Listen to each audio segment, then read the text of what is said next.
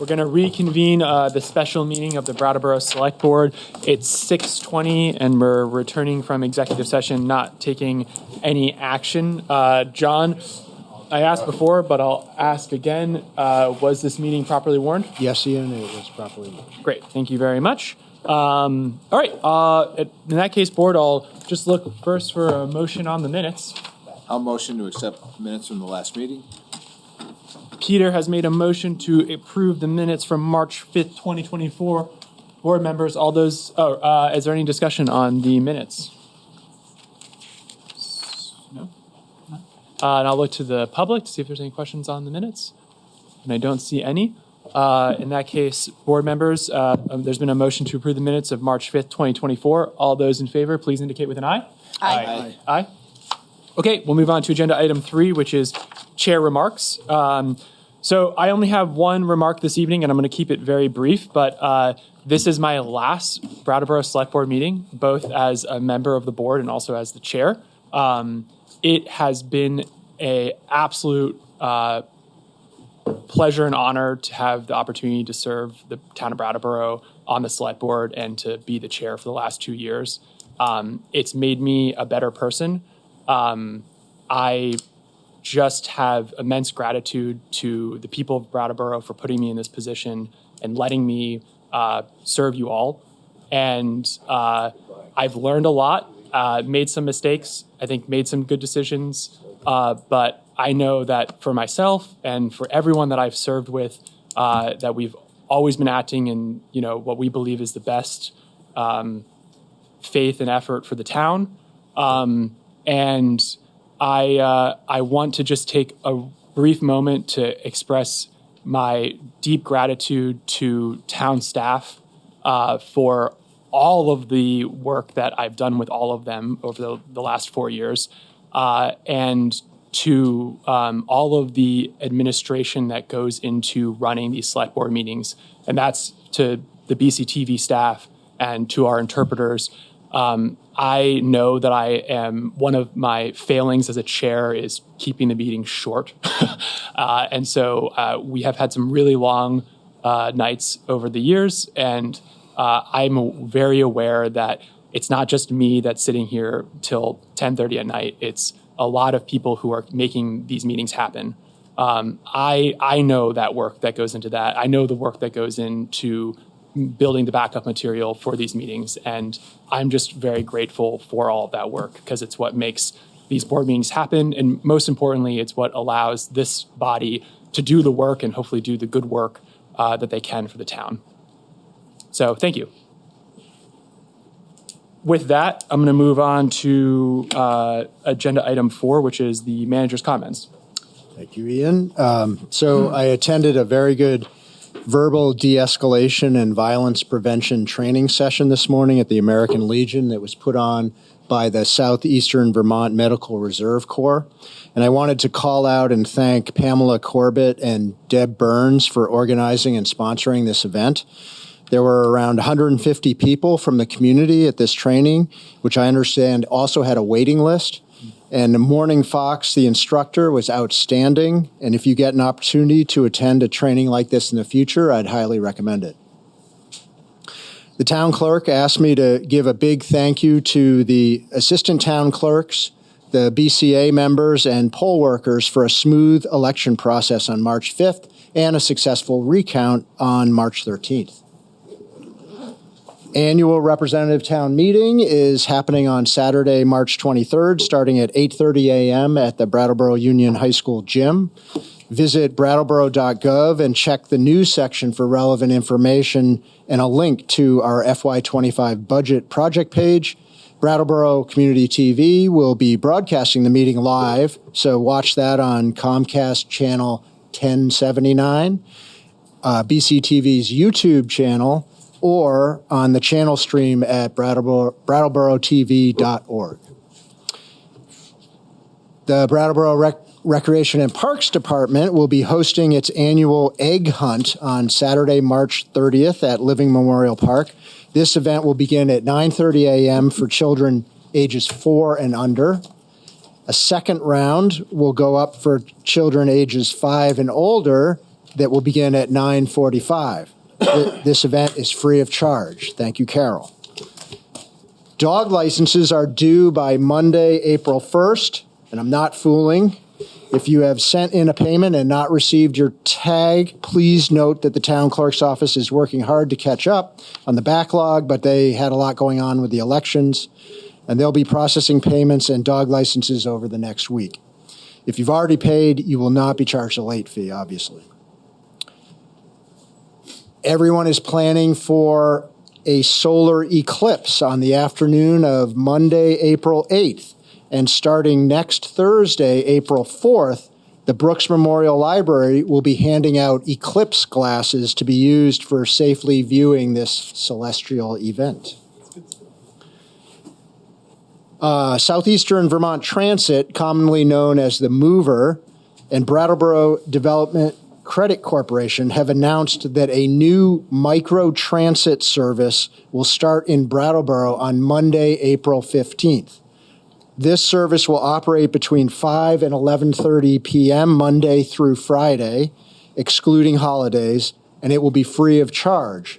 It's kind of like free Uber. Trips must start and end in Brattleboro and must be booked in advance. This service is to supplement the daytime bus service.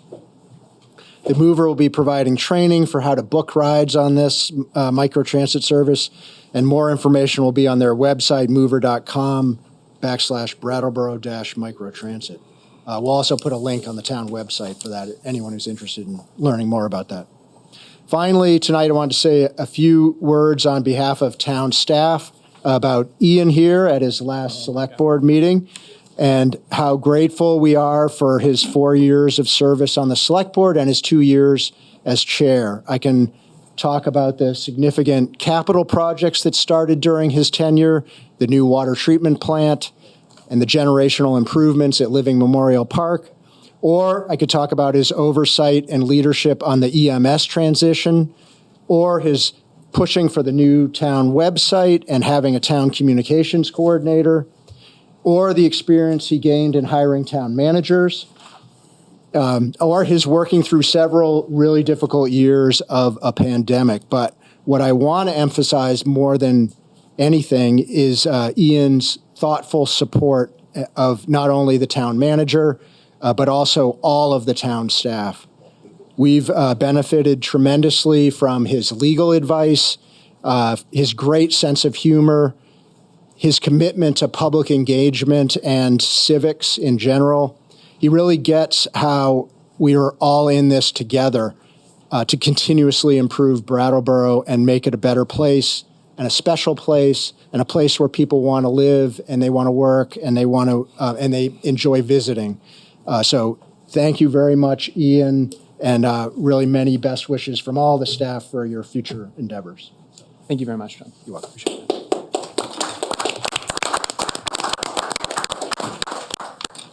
All right, enough of that.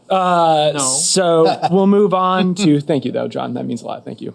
Thank you. We'll move on to agenda item 5, which is select board comments and committee reports. Board members, we haven't had any committee reports recently. Oh, well, I have something Liz. to say.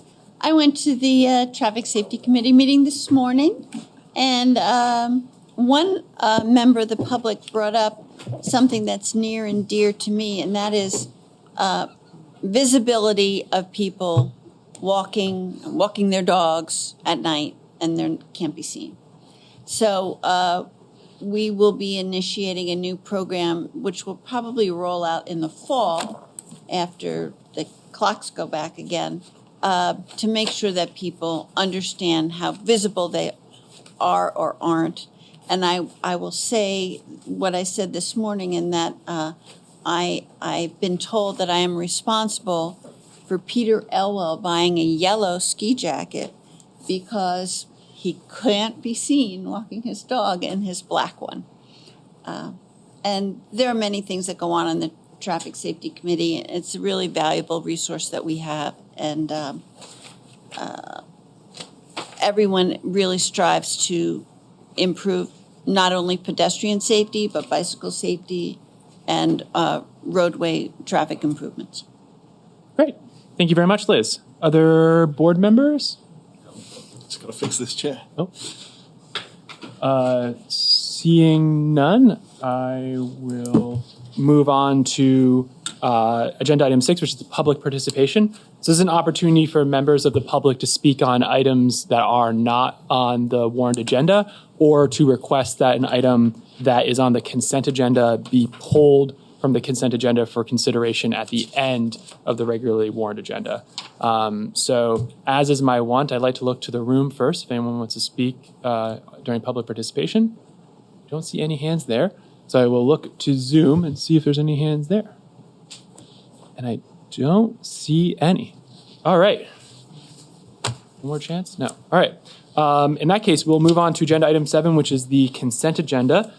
John, can you give us a brief rundown for the consent agenda if we were to approve it? Yes, so there are 6 items on the consent agenda tonight. If you approve this agenda, you'll be approving an entertainment license for the Latches Corporation located at 50 Main Street, and an entertainment license for Latches Arts, also at 50 Main Street. You'll be reappointing Assistant Fire Chief Charles Keir as Brattleboro Town Health Officer for a term of 3 years. You'll be completing the final administrative step previously discussed of transferring $2,755,253 for the special projects to the Capital Projects Fund. And you will be authorizing staff to execute and continue farm tax stabilization agreements with 4 farms in town. And finally, you'll be approving a parade permit for an April 7th parade protesting media coverage of the presidential election that will commence and terminate at Plenty Park. Great. Thank you very much, John. Any board member wish to pull an item from the consent agenda? I don't see any hands. In that case, board, I take a motion. I'll motion to approve the consent agenda as presented. Peter has made a motion to approve the consent agenda as presented. All those in favor, please indicate with an aye. Aye. Aye. Liz is reading, but I assume an aye? Yes. Great. It's going to carry 5-0. Thank you very much. All right, we'll move on to new business agenda item 8A, which is the Agency of Human Services Regional Shelter Update. So I'm going to invite Sue Graff on Zoom here. Thank you very much, Sue, for being with us.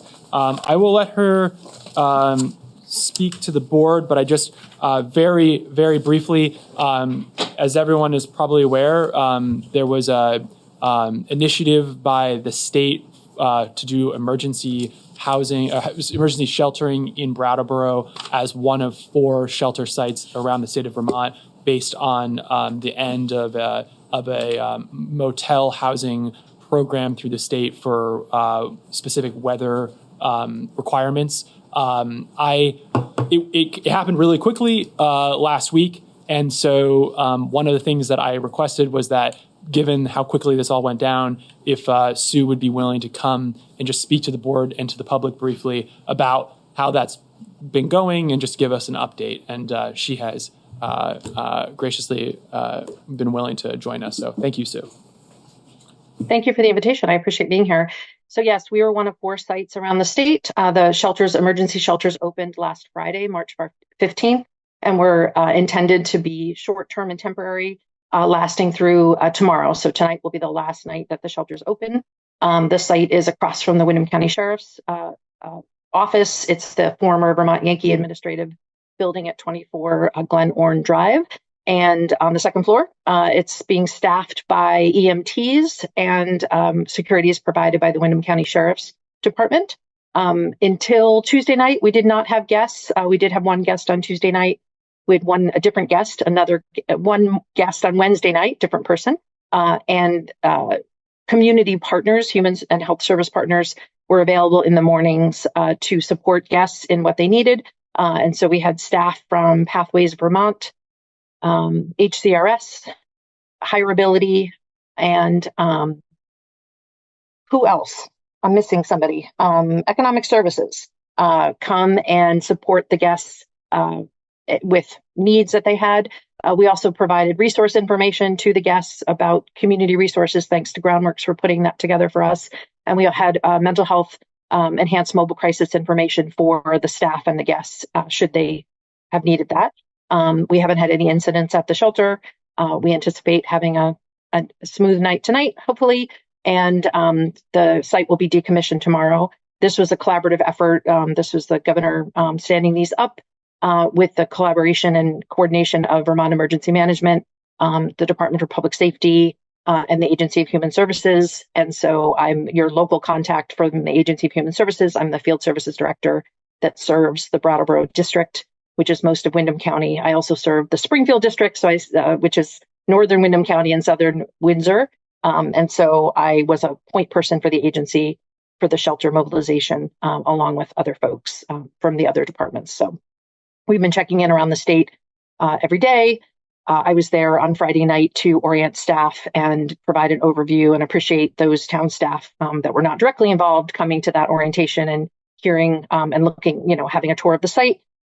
Really want to appreciate the Department of Public Works for the signage support. It's not an easily found location, and so I appreciate the support that was provided, I think, through the fire department and that connection, Chief Howard, and certainly appreciate the Windham County Sheriffs that have been providing security on site. We also did some planning at the behest of the Brattleboro Memorial Hospital Emergency Department, which I appreciate, late last week as well, actually on Wednesday, before we knew we were going to be a site, but in anticipation of the adverse weather condition policy ending.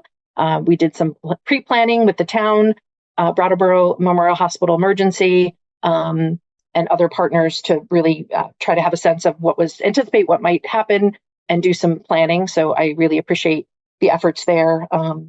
And, certainly the first responders and law enforcement being involved and aware and available should we have had an issue.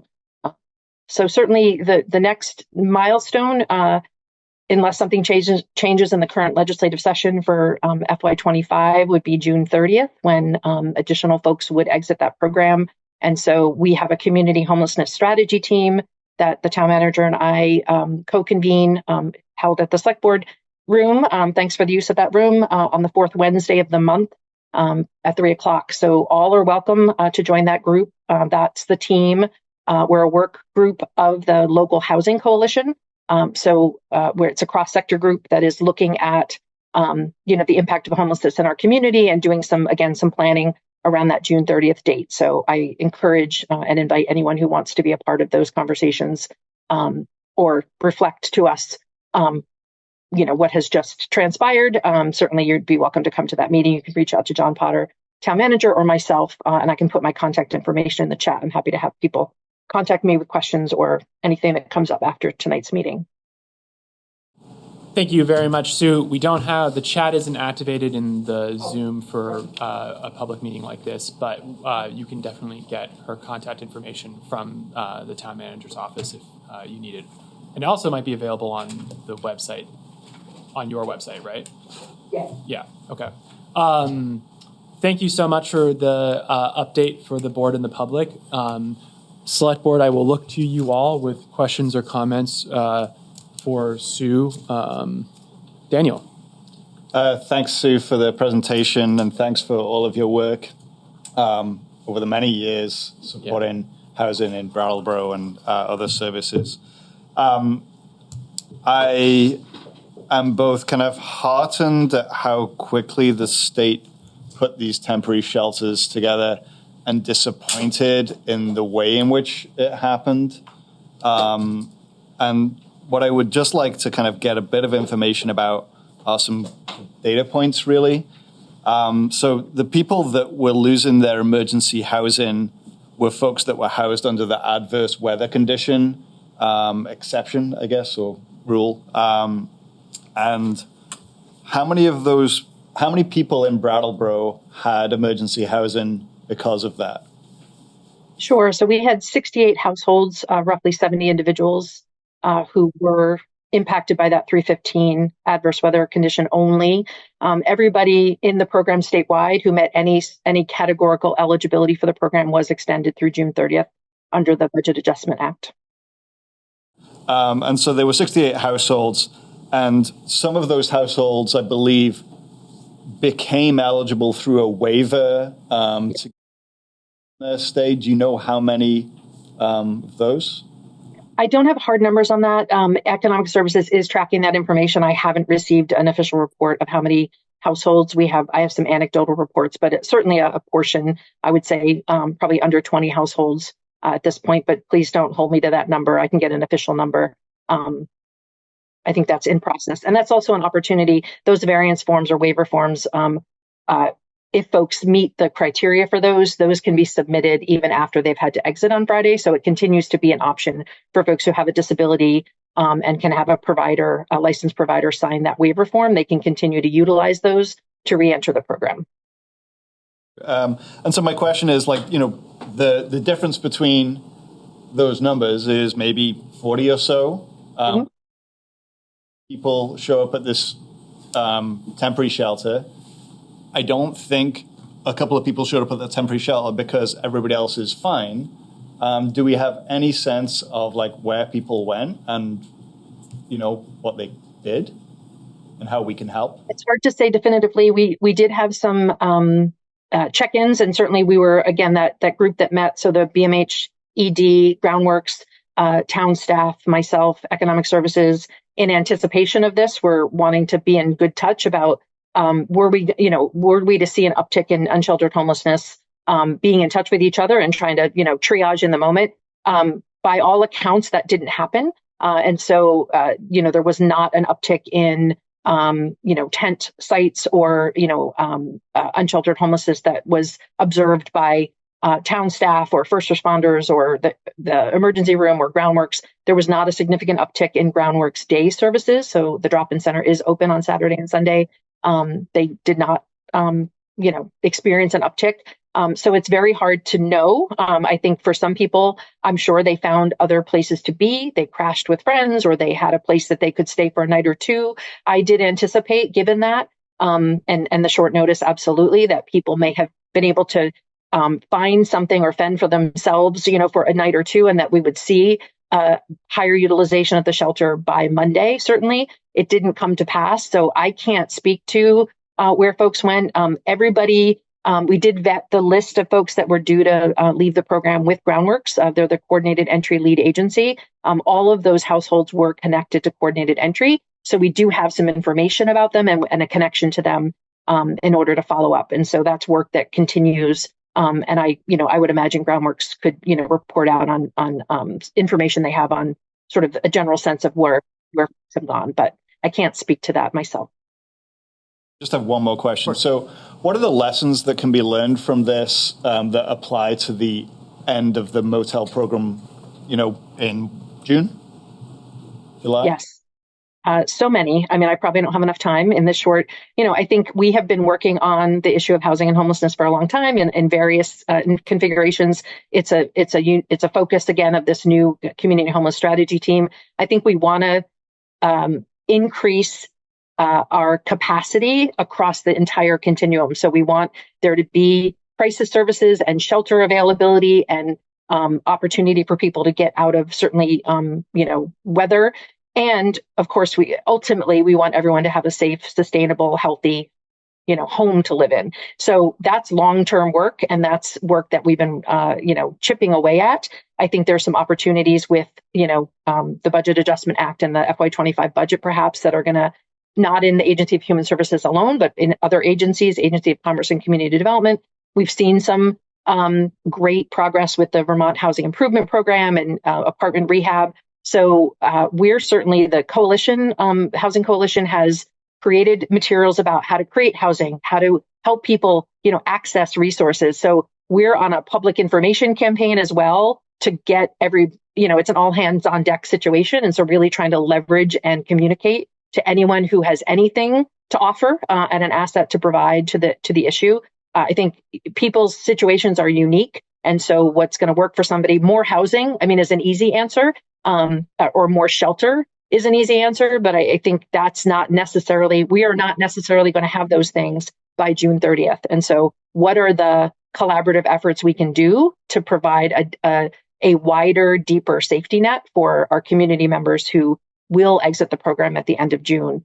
And that's a collaborative conversation that we're having in certain tables. And I would welcome people to, if you have ideas or, thoughts about that, I welcome, or lessons, of course, that you want to share. I welcome that opportunity to hear from that.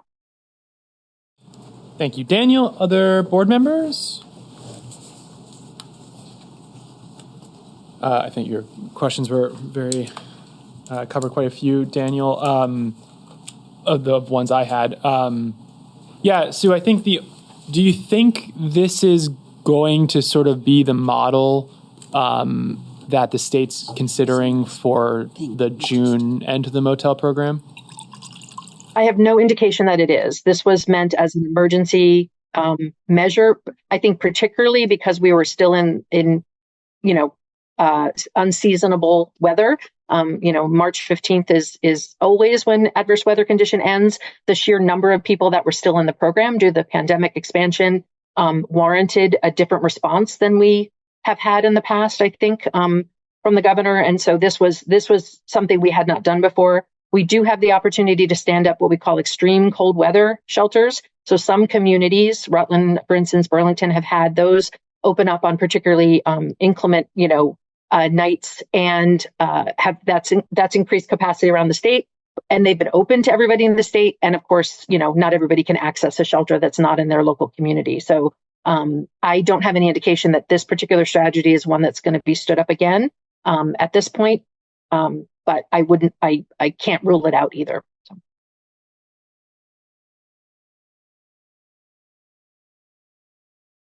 Has a question? Yeah.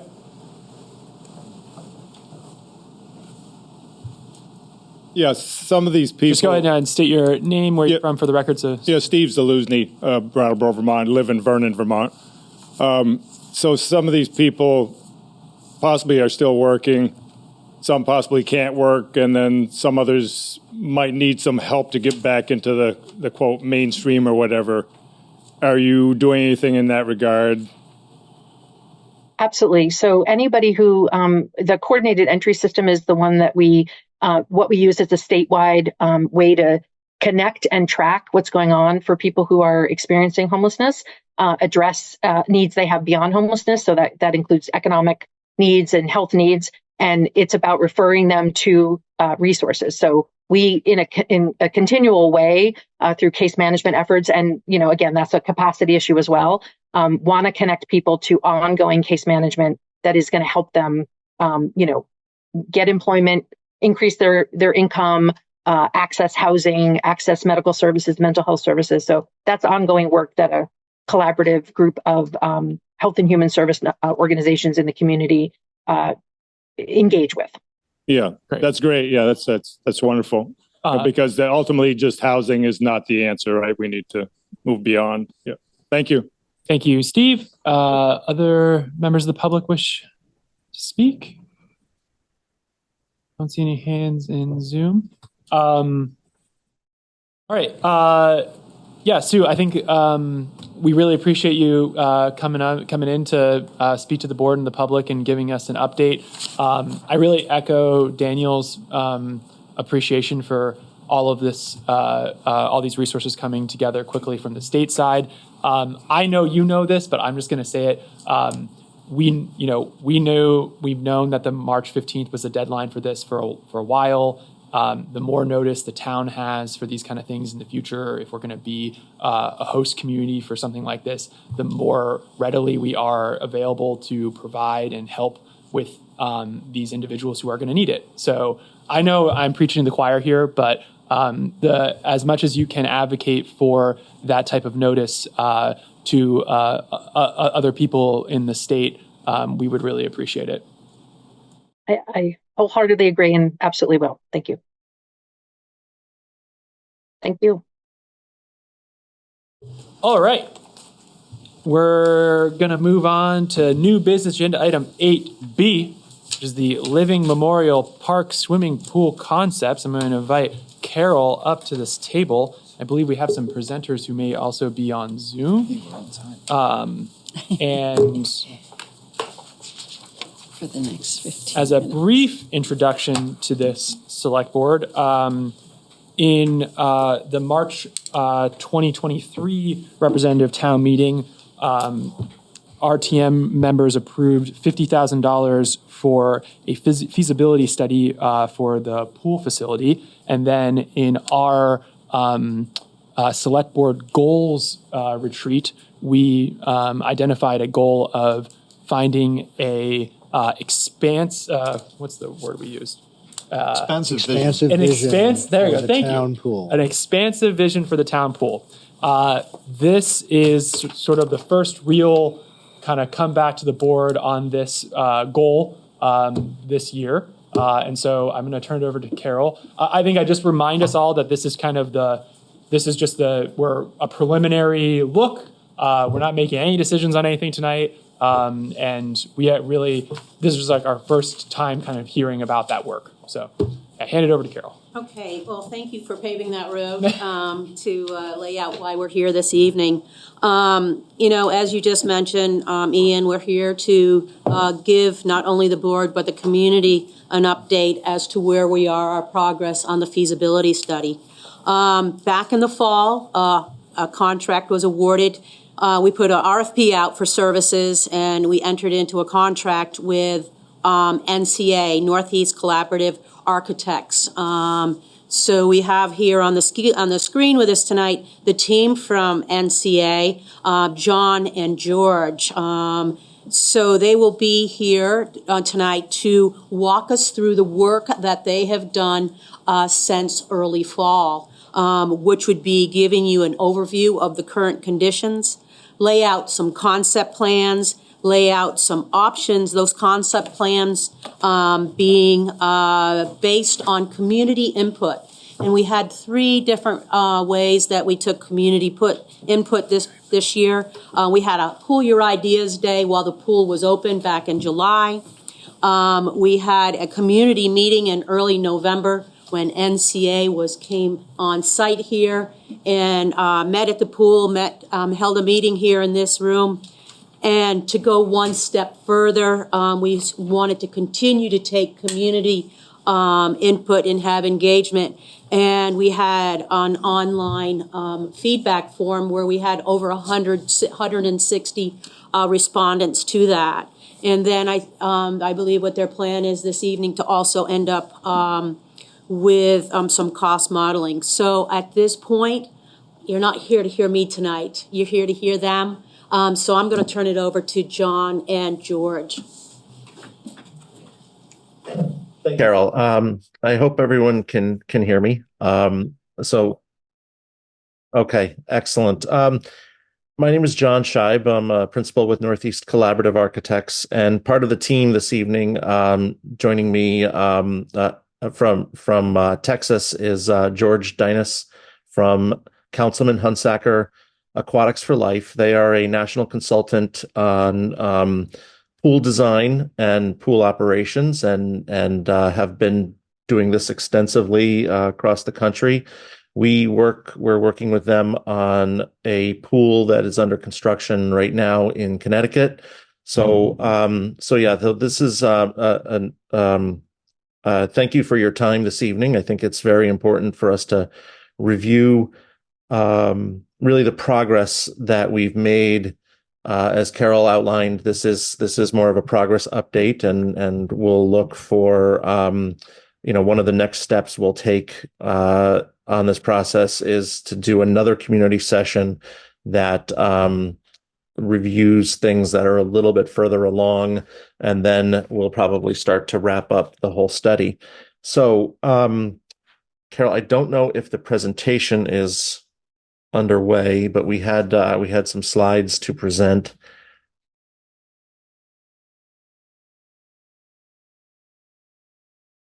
Okay.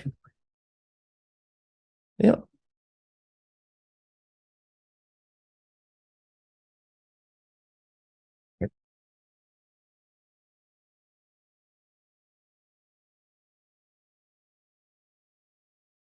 Okay.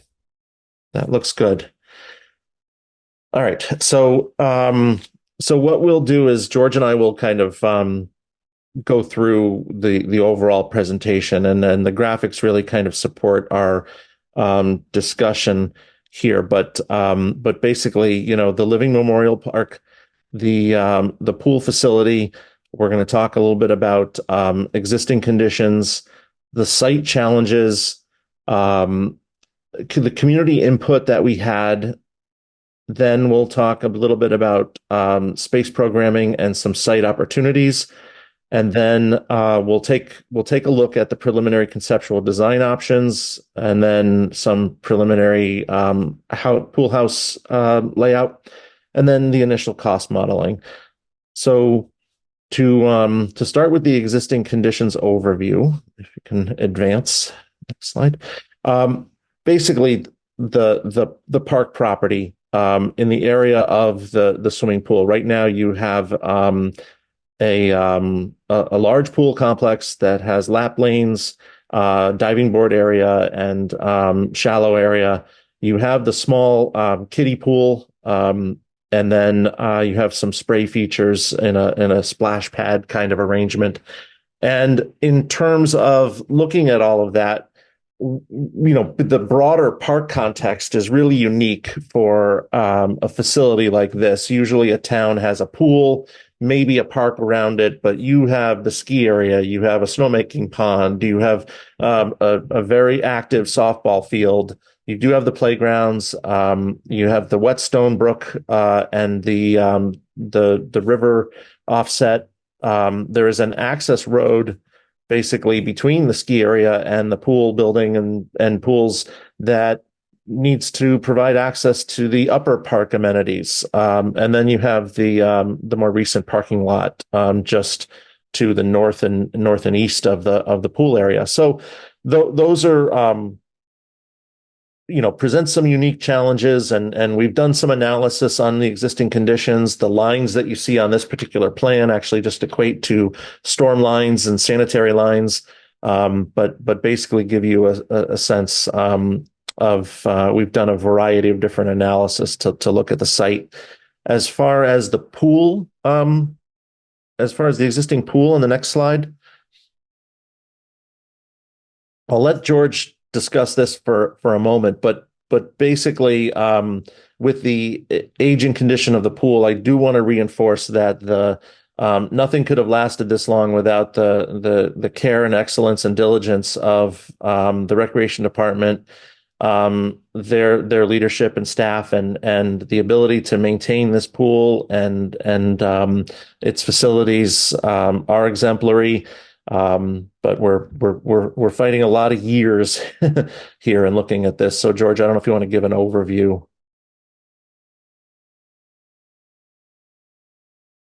I think you're muted, George.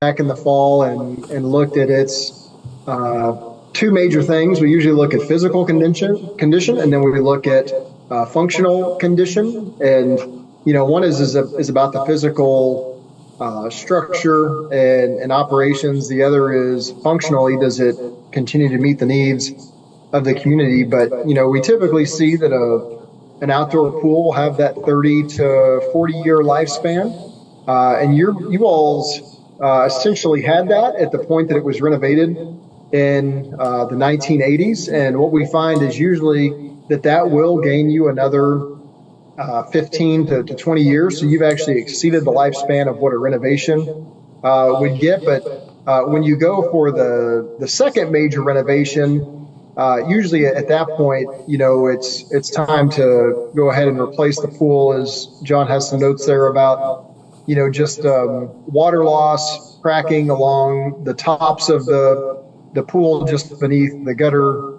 system, the age and condition of the pool mechanical equipment, and then also the overall bathhouse layout and functionality, which are the main reasons that led us to say that a renovation of this facility is probably not what should be pursued, but a new facility altogether. And in terms of the pool house, we observed some minor structural, nothing that's catastrophic in nature, but minor structural deficiencies. There are some improvements to make the pool house more ADA compliant, but not 100%, not the way you would have universal accessibility if you were looking at it from a new standpoint.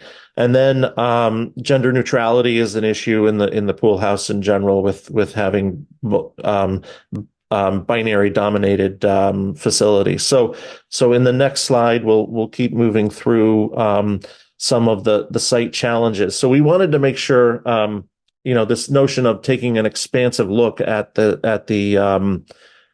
improving the park as a whole. We looked at various areas, like what if we built a new pool complex on a different location, and that way you didn't lose the use of the pool for a season. If you build a new pool, basically we're looking at the idea of building a new pool. Could we do that elsewhere on the property and allow you to maintain use of the existing pool while we're building a new one, and then in the end you don't actually lose a season of swimming?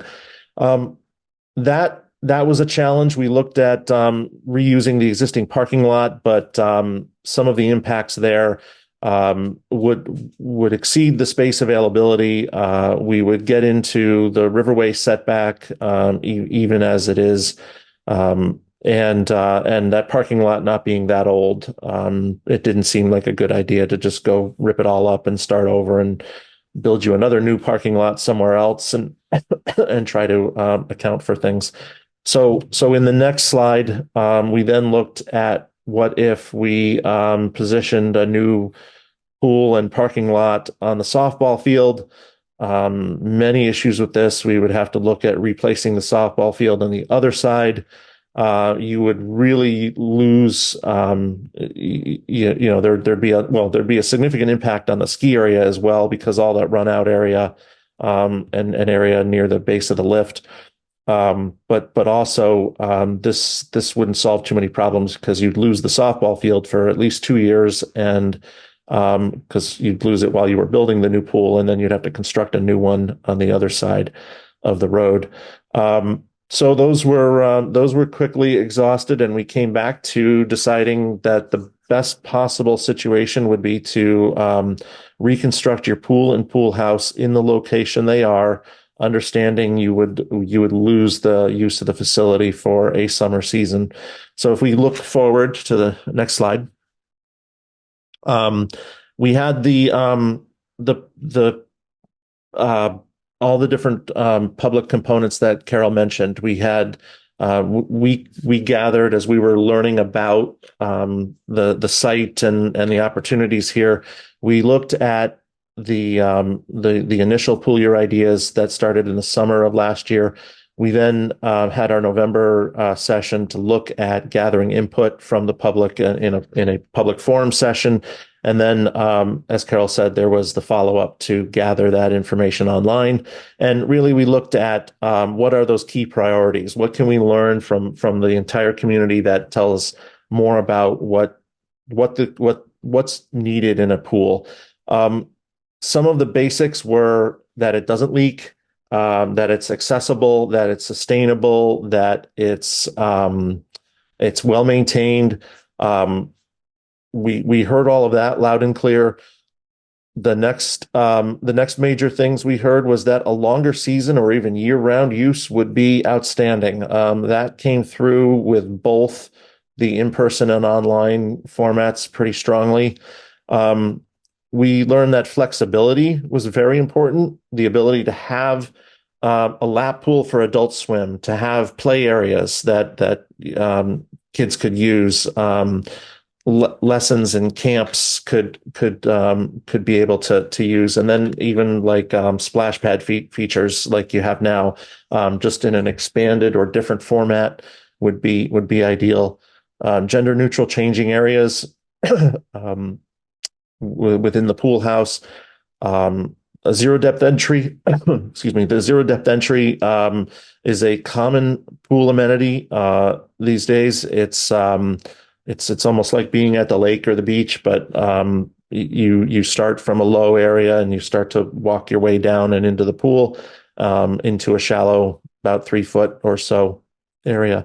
Within other amenities, the community room was very important. Thought of having that for year-round use, so that it's not just for people who want to use it while they're having a pool party, but it could be for independent use during the summer season, or again, year-round use. Something that was having it near the ski hill and having it part of the playground and at a major park function would be a great opportunity. And then addressing the aging population, having space for classes, fitness and therapy, all of those were key priorities that we were looking at through the process here. So on the next slide, I think we start to show what some of the opportunities were. So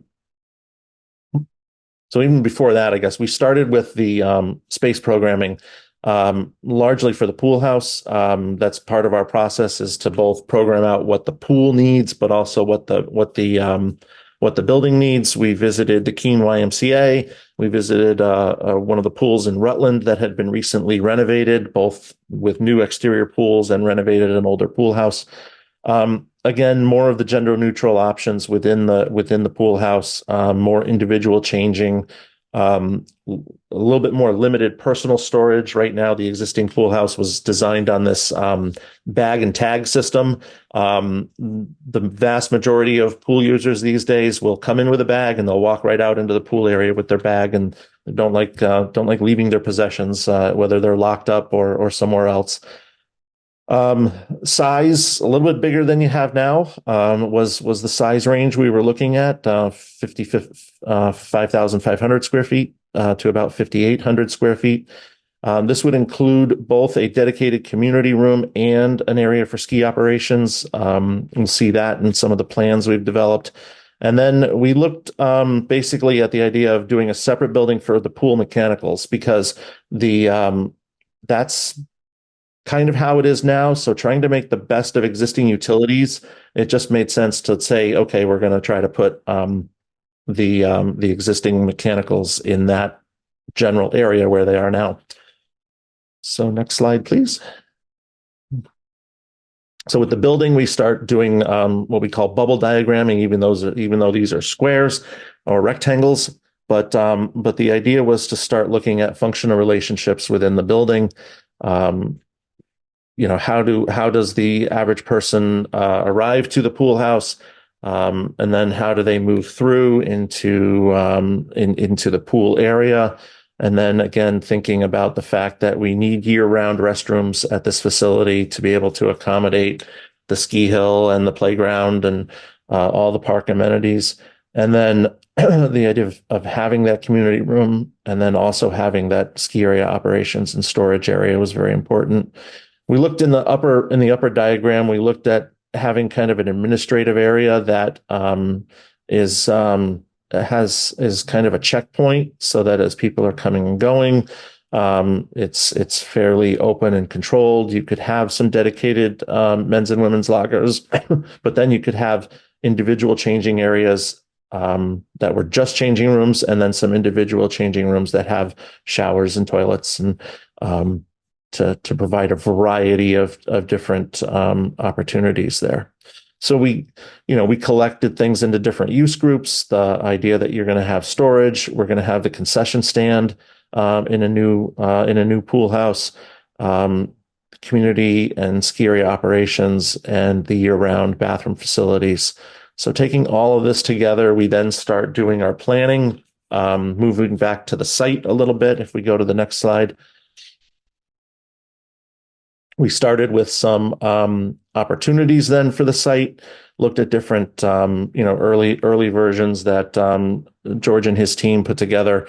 Were focused on that idea that if we put new pool and pool house in the existing location, that was key, because we preserved the major traffic flow throughout the park and the parking patterns, and that was deemed as a really strong positive. We would limit the impact on other park amenities. the construction zone would be right around the fence line of the current facility, so that you could have the playground in operation, you could have the skiing in operation, the softball field in operation, all throughout construction here. You would have use of the existing parking. It does mean that we lose a single pool season for the construction.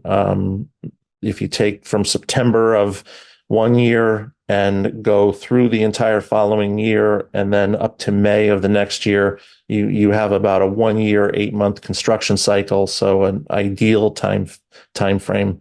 And then these initial test fits, we're looking at different pools and amenities, and that will move into the next slide where George will start to describe some of those pool layouts. We can go to the next slide.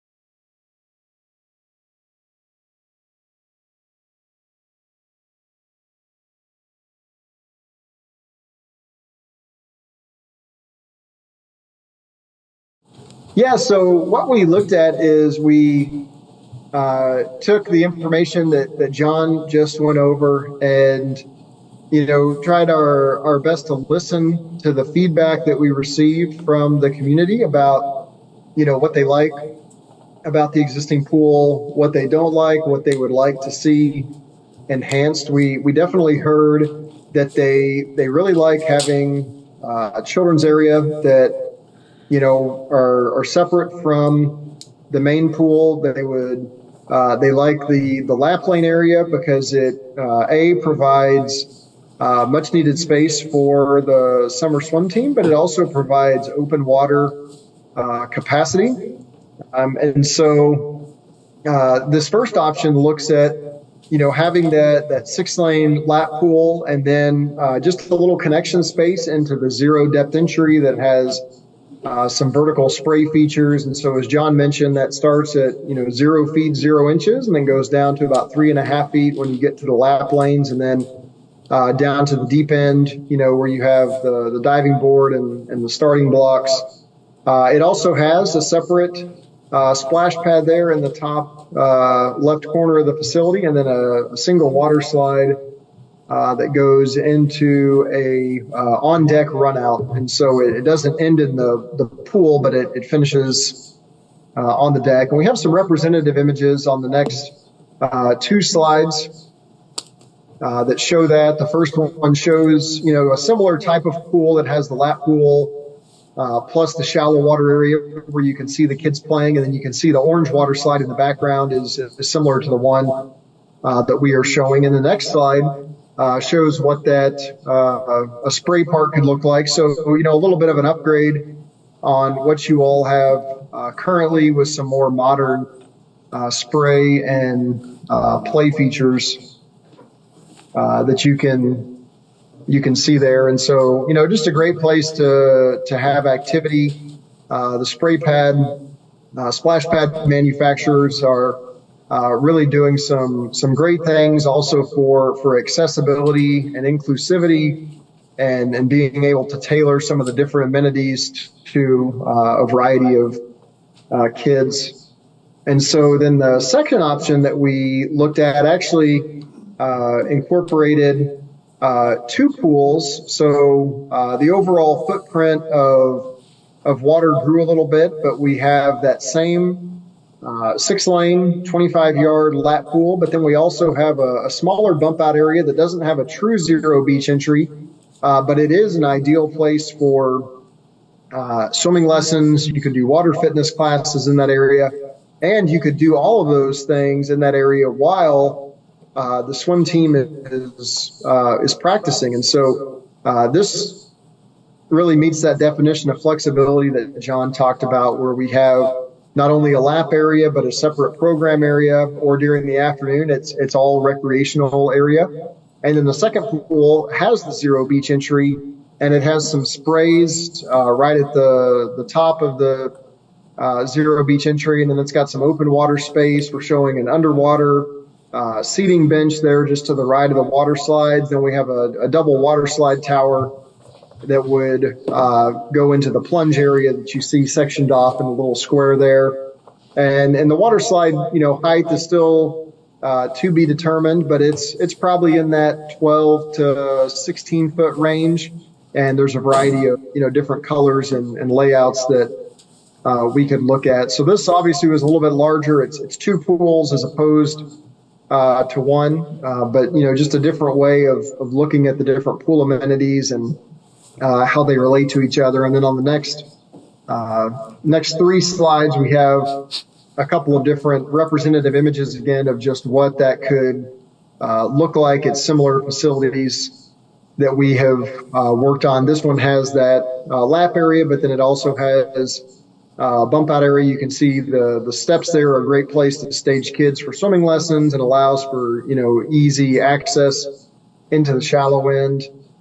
The next slide has the zero depth entry that has some of those spray splash pad type features, but they're actually set in the zero depth entry. And then you see, a water slide there in the background. And the next slide has a similar water slide tower that you could look at again about 14 to 16 feet high. And you have one open body slide and then one enclosed body slide. And a lot of times we'll design it around both slides, and maybe you plan on one and the second's an add alternate, or you can even phase the slides in over a couple of years. And so then the next big bullet point that John mentioned was the indoor enclosure. And so we've shown that on the layout on the next slide, where we have placed essentially a rectangle or a square around the lap pool area. And the vision here would be for that area to be enclosed with some type of pre-engineered structure. And then John, do you want to talk about the two options? Or you want me to keep going? Yeah, I can basically address the two options. So the first option, we're calling them more or less options 2A and 2B here with the enclosures. But the first one on the next slide, if you a membrane structure. So basically, it's a metal frame with a stretch membrane. The overhead doors around the sides and the ends can open to allow for open air throughout the summer season. But basically, this structure is up year round. So it gives you that year round winter use, heats the air inside the structure, it heats the water, and these kinds of structures are still relatively common in the Northeast. They do have they have that flexibility to be able to be used year round. The next option is one that has a glass enclosure. So again, metal frame with glass panels. Some of these glass panels can slide and open, so you're actually now open to the roof. That's one important distinction. The membrane structures pretty much only have the opportunity for opening at the sides. These can generally open at the sides and also open to the roof, so that you have that bit more of that outdoor feel. So those are just some options. Again, thinking about an expansive look at what's possible with the building and the opportunities here. I believe the next slide is a look at the pool house plan. One thing about the looking at the pool house itself was that we had a couple of different options early on. We had a rectangular option and then an L-shaped option. So we're still looking at the different ways that the building can work, but L-shaped, somewhat similar to what you have now. This is one where more or less the access drive is to the bottom, and as you enter in, you would have the opportunity for like an all-season lobby, so that you could access where we have labs, are basically single-use toilet rooms. and then a warming area for the ski hill. So you could have just this small lobby, covered entry lobby, warming area, and bathrooms for during the skis while the ski hill's in operation. You could have the use of the community room, access both from this entrance or from the entrance that would be more or less towards the playground. And that community room and even the ski area operations, a mechanical electrical room, all of that, looking at that as actual heated space, so that it can be used year round. And then the seasonal use for the outdoor only pool would be to the right. We have a common locker area with some individual changing rooms, some changing spaces with showers, toilets.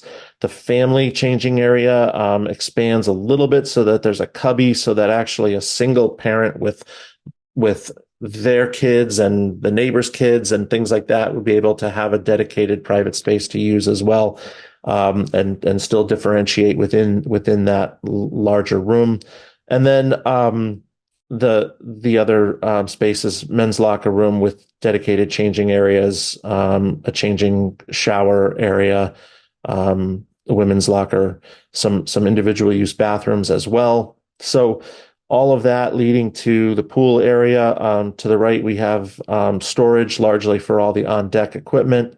The lifeguard area, more or less, so that it has maximum visibility out towards the pools. And then the concession area, somewhat similar to the way it is now. So that, looking at the pool house building, again, we're looking at, we showed some of the areas of the pools, kind of fills the location you have now. And then the pool house itself being just slightly bigger than what you have now. So that's all of the overview of the starting from existing conditions to priorities to programming to initial test fits and concept layouts, and more or less where we are in the process is moving towards completion of those conceptual layouts. As we've been developing this, we've been looking at cost model information. So I think the next slide has some of that cost model information. We are looking at ways that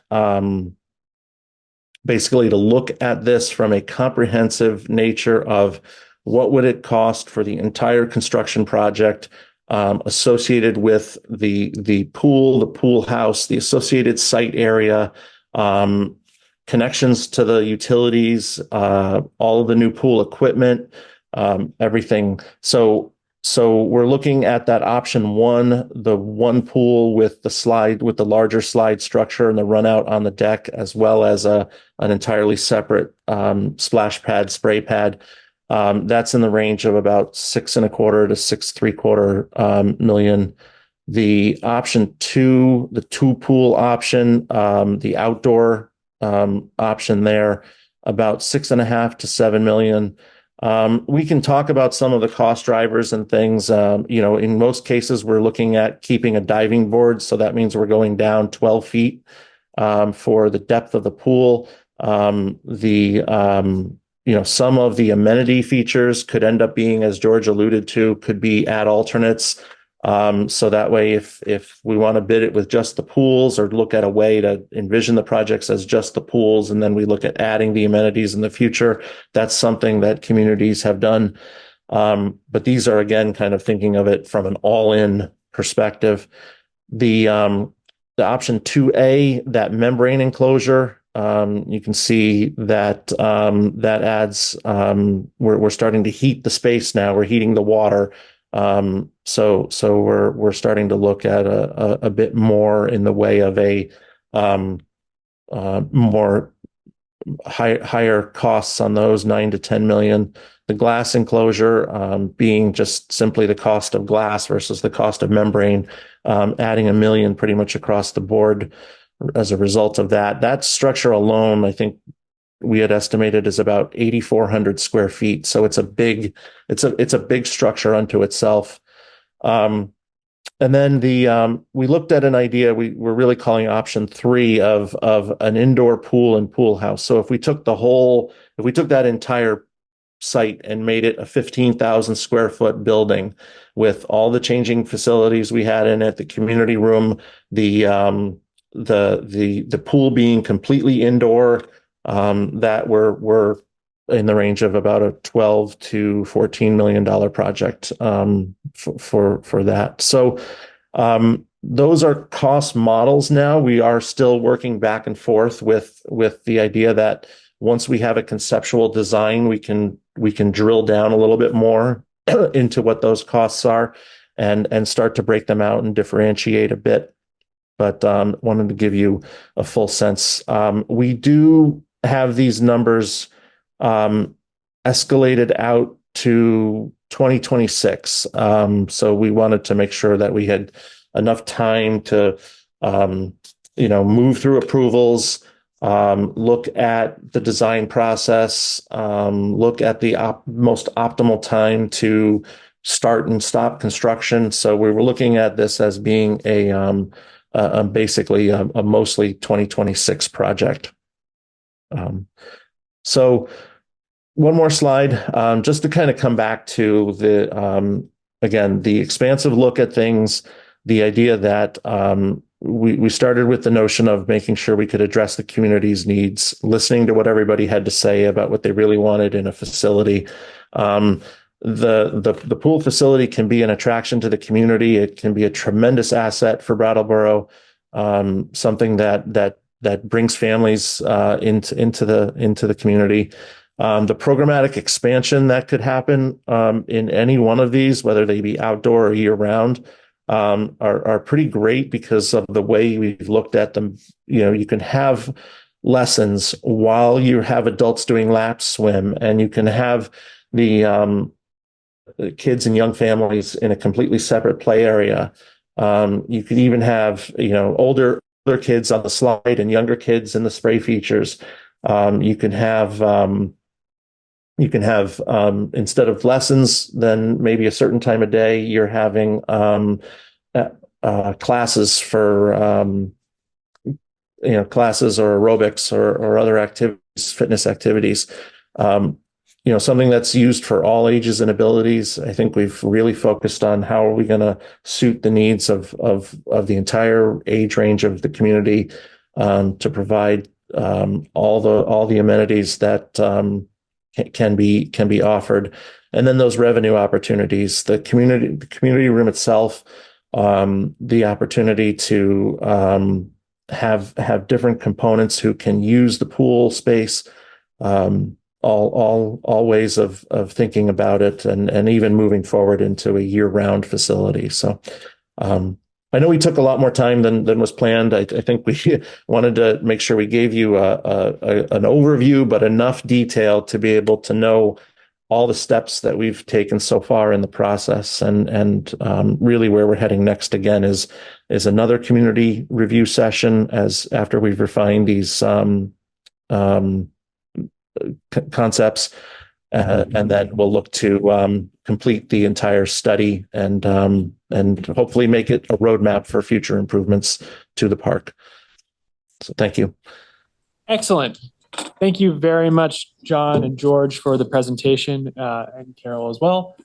So as the board and the community heard, basically the next step after this, if I understand, is another community review session once these designs are further refined, and then from there, there's steps further to deciding on design and thinking about that. So at this point, this is kind of just a midway through the project sort of check-in, if I understand correctly. I guess I'm going to answer that with a yes and no. Okay. What John and George's presentation gave you is kind of like what you can look out on the horizon, to kind of give you for planning purposes and what the magnitude of the scale of this project is all about, so that we're not talking about this at budget time a year from now and saying, to $6 million, to $7 million, to $8 million project, to let you know now, what that might look like out on the horizon. And I feel like I'm at an intersection at this point, and I'm at the stop sign, and I either need to go right, I need to go left, or I need to go straight? And are we, so, and I don't think that tonight is maybe the evening to make that decision, but I do think before we go much deeper into any of these areas, we got to have some further direction from the board as to what you're looking for me to do. Are you saying, Carol, let's go for the indoor facility? Okay, so then we need to go that direction. Or, you know, I think when it comes to the pool house, all three options will work for us. You know, do we go with, you know, the option one or option two as far as the layout? Both options, again, will work for us. It's what, again, back to what I said, it's not what Carol a lot wants. It's what the community wants and what the community like to see for the future. Because this is a big decision for the town. And this, you know, we're talking about a facility that was built in the late 50s and have served us for all these years. You know, and that's where we're at, that crossroad to make that next step for the future. And like I said, I don't think that it's this evening, because I don't think that you're prepared and you're just hearing this for the first time. So you need to take that and absorb that. But I do think in the near future, so that I have direction to give both John and George direction, I need further input from the board. Before there's a final report from NCA? Yeah, because I don't know what direction to head them in at this point. Okay. Does that make sense? Yeah. So I think, board, I'm conscious of the time. I think it was important to hear in detail from John and George on what they're working on. We can do some initial questions for them or for Carol right now. But I think keeping in mind that I hadn't even seen this presentation. So like this is the first time I'm seeing it too. So I think everybody's sort of just getting this now. So we definitely would want to have this warned as another select board meeting, maybe even a public meeting of some sort that's not a select board meeting to discuss this if, you know, we're really looking at making a decision in a particular direction. Because I think your point's really well taken. It's a huge decision and it's a big investment for the town for its future. So with that, board, questions or comments? Peter? So, I mean, obviously, we'll have access to this document. Yeah, and I'll actually be clear. Let's make sure it goes on the website, too. Yeah, I was just going to say that at this time on the town website, there's a project page for both generational improvements and the feasibility study. And we will put this up tomorrow. It needed to be presented here before I just put it on the website. But yeah, that's the plan is to put it up there tomorrow, you know, following this. I would be curious, maybe want to recommend that perhaps there is a meeting of what the community would like to see. If there's support, this is, I think, a lot bigger than what we had originally thought about when we sort of talked about this. So I think we need to take a little bit of our direction from what the community wants, and then based on that information that comes back, then I think we can, you know, we're not just shadow boxing with this thing. That we have a little direction from what you know, what essentially will be taxpayer money being spent here and what direction they'd like to go in. Perfect. Thank you, Peter. Liz, I think, and then Daniel. Thank you. Thank you, Carol. First of all, the study team recognized that your staff has extended the life of the pool way beyond, and appreciate that. And I think the town needs to appreciate that. But we're not a wealthy community, and I think that this is kind of outside the realm of what people anticipated. And I think we all need to see before, when it's presented to the public at a different meeting, I think we need to see what realistic options in the face of what the taxpayer cost would be. Because I'm sure that there's some value engineering here that can be done, and that what we just saw was, you know, all the kids in the candy store at once. So I just wouldn't feel comfortable at this point, making a decision on any of those options Yeah. until I knew more about how it could be scaled down and more affordable for the town of Brattleboro. Daniel? Thanks. Carol and team, I just want to thank you for bringing us what we asked for, which was an expansive vision for the town pool, something that didn't shut down things at too early a stage so that we could look at a range of options. And I don't want to shut things down at this stage either. I think that the community should really get a look at these plans. And I think there's a lot to get excited about. There's a lot to be concerned about too. Yes, this is a large price tag, but it is an investment in the quality of life in this community that will have an impact for decades. So in bringing it forward to the community, I think other things that may be helpful for them to know are like debt service models and how that kind of plays out against our current projections for debt service. You know, we have bonds out on a couple of different things right now. So if this were to be bonded in 2026, how would that impact our debt service line and what would be the impact to the taxpayer? And I would like to see that across those different cost models. And I understand at this point that they are models. But I think that the community, you know, should be given an opportunity to take a look at these plans and get excited and dream big. And then this board can make some decisions and town meeting can make some decisions. But I think having big dreams is a good point. Great. Thank you, Daniel. Franz? Thanks, Carol, and consultants for really a very good presentation showing us clearly what some of the choices are.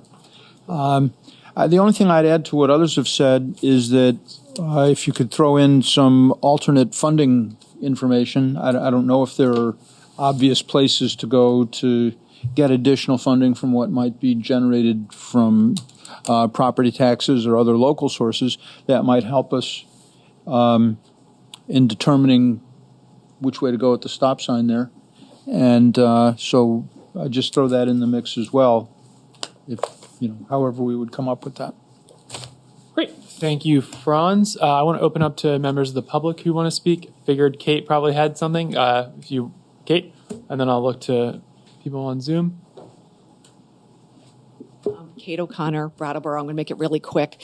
When you're talking about getting community input, I hope you'll really think hard about how you're going to do it and not just like at a select board meeting, say everybody come for 20 minutes.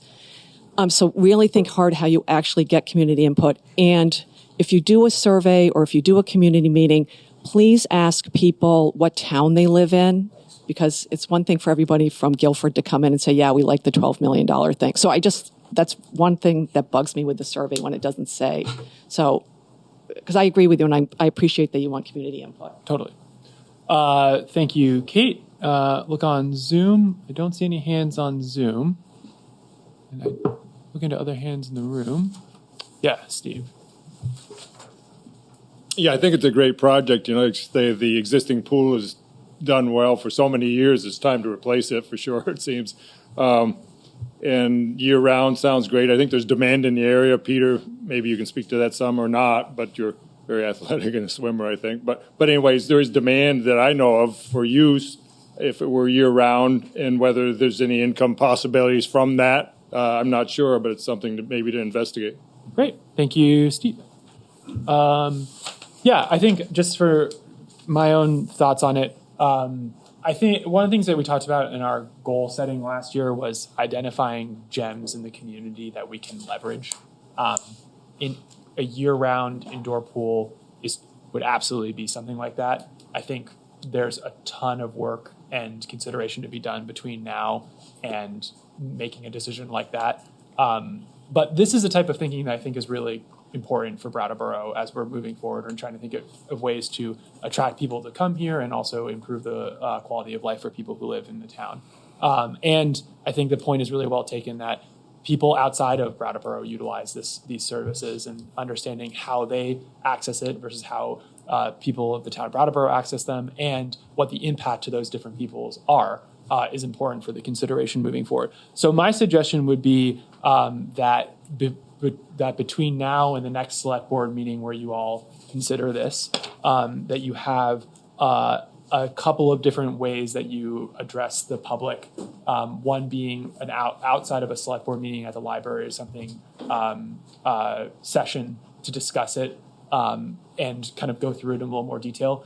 I think also another survey that actually utilizes the imagery from the presentation we got, so that people can start to get a sense for what we're talking about, would be really helpful. And I think it is important to include in a survey like that where people live, because we can use that data to also understand how kind of far-reaching people are who are considering and looking at this as an asset that they could be taking advantage of. Because revenue is a component that I think we would all be looking at and thinking about, especially if you're thinking about expanding the length of the year that the pool will be open. So, Peter. Yeah, just two things. Point of clarification and something Kate spoke to. I would look for that community meeting to be outside of this room, taking place someplace where actual conversation can happen. And two, I guess as we're talking, and would there be an opportunity for this thing to generate revenue for the town? Yeah. Sure. Anything's possible. Okay. I'm not going to sit here and say yes, and I'm not going to sit here and say no and be held to it without doing, some fact finding. And right now, it's my experience is based on a 10-week pool. Yeah. Right. So, I mean, if it's a year-round thing, I mean, I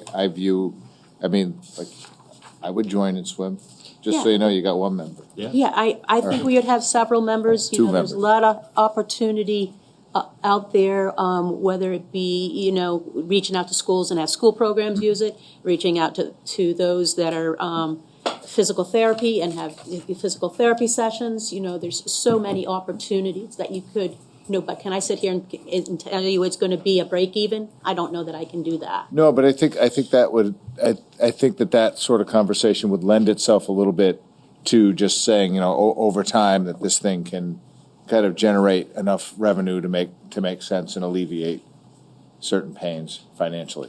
Just a thought. I think we certainly would need to invest in some more on the feasibility side of that and lean on the experts to work, our area.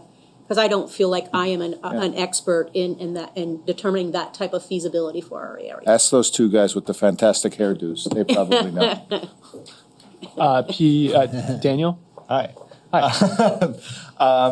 Just to give Peter a number, so the swimming pool budget for 2024, revenue-wise, had $22,000 of revenue projected. We got $25,000 for the 25 budget for the 10 weeks. Yeah, and so that's just the swimming pool. Is the snack bar part of that as well? Totally separate line item. Yes, but is it the snack bar at the pool, or is it a snack bar elsewhere? That is a snack. There's a snack bar at the pool. Yes. Yeah, so that's like a couple of grand, but that's not for the whole year. Obviously, with it, if it was open all year round, there's also more expense in running it, and it sounds like heating it would be expensive too. But I mean, I view this as an opportunity to generate revenue in new ways. Like, more people being excited to use a facility is going to lead to more revenue. Yeah. Yep, agreed. Yeah, Thank you. Currently, the budget that we have for a 10-week program is $82,000 for a 10-week program. Yeah. Okay.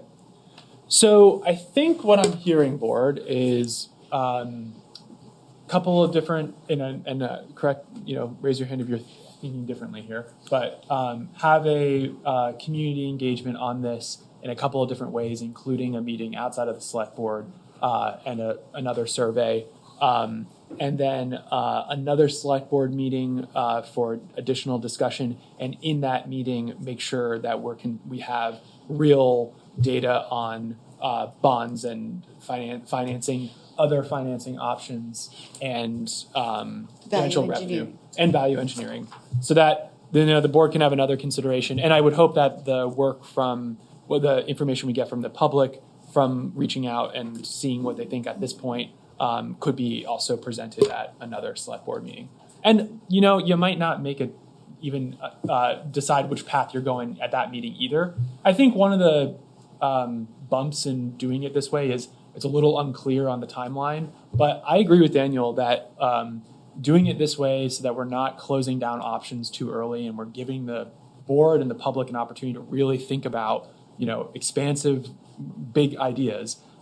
It's better to, I think it's better for in this instance to do it this way.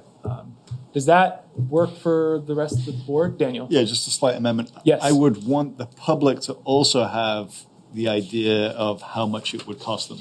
Yeah, excellent. So that they can put those two things together. So that can be ready for when there's a public presentation on this. And also if it can go on the website, I think would be helpful. Anything else I missed from? Is that direction clear enough? Yep. Excellent. And I just want to make sure no one else had their hand up. No. Okay. John, George, thank you so much for the presentation again. We really appreciate it. Thank you. Yeah, thank you. And Carol, thank you so much. Thank you. All righty. We're going to move on to new business agenda item 8C, which is the Windham Regional Commission matters. I think I'm probably going to be inviting Sue up.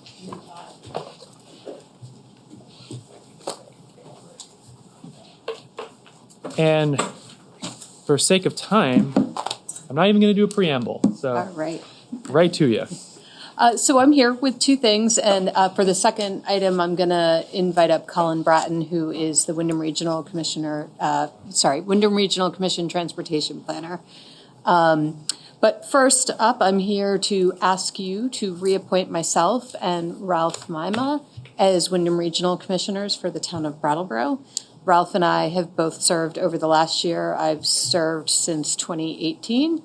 They're one-year appointments to the commission, and each town has two representatives to the Windham Regional Commission. So that's one of my requests. And then the second one Colin will talk about is looking for an additional town representative to serve on their Transportation Advisory Committee. Before we get to that, I usually make an annual report on what the commissioners have been doing and what the Windham Regional Commission has been up to from our point of view. As you might know, the regional planning commissions are political subdivisions of the state, and they have authority to do regional plans. They implement a lot of the state programs for land use planning and other energy planning. And they have a kind of an annual work plan that they do. Let's see, I already talked about that, sorry. Get it through. So a couple of things that the Windham Regional Commission spent a lot of time this summer in flood recovery, particularly for communities in the northern part of the region, Londonderry, in particular, some of them that had a lot of flooding over the summer. As a full commission, they talked about a variety of different topics, including an introduction to the Silvio Conti Wildlife Refuge.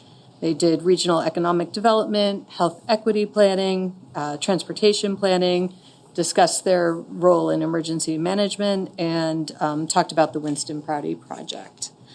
Some of the highlights for this particular year that we're in is they are developing a new regional plan, which will probably be brought to the public in the summer. And it's going to be in digital format, so there'll be some, before it gets adopted, there'll be some public meetings on it, and that's just something that we'll be keeping an eye out. They continue to have a very successful brownfields program. I'll talk a little bit about that in a second and how that benefits Brattleboro, both the town as well as properties within our town.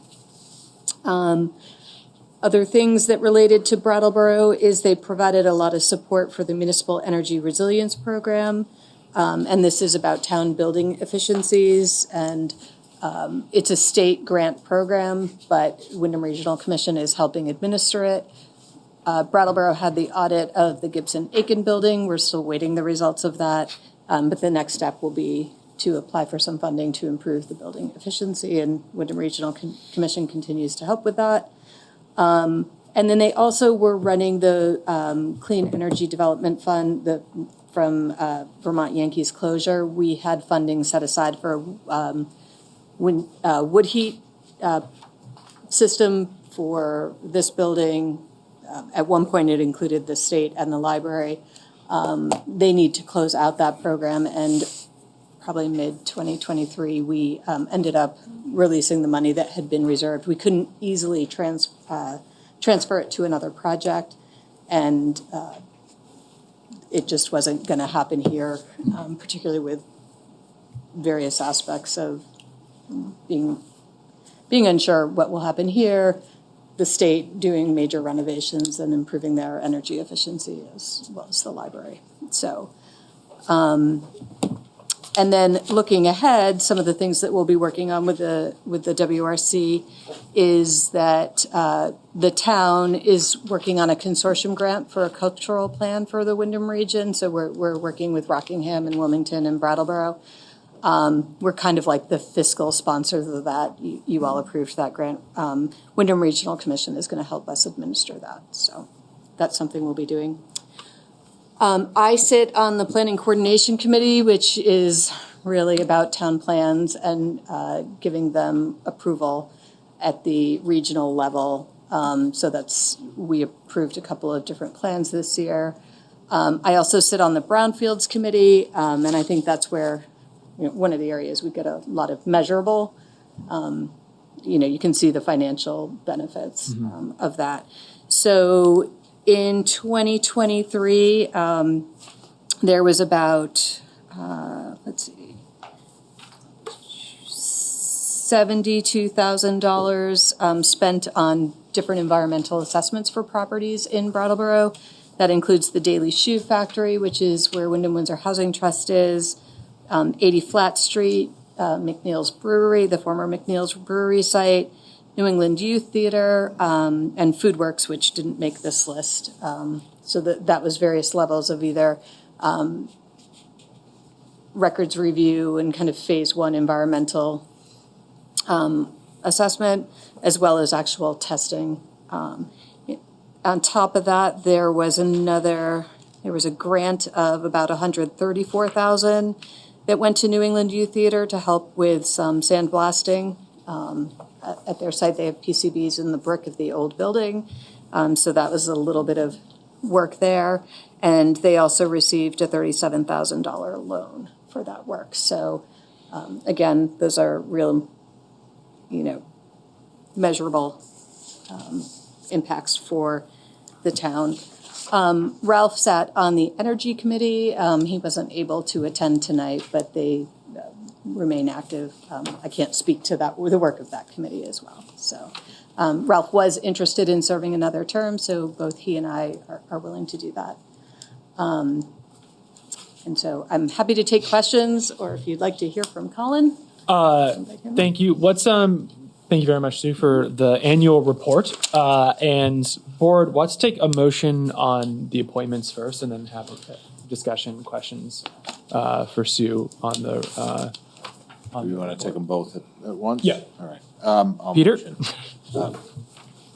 To appoint Sue Fillion and Ralph Mima as the Brattleboro's commissioners to the Windham Regional Commission. Also to announce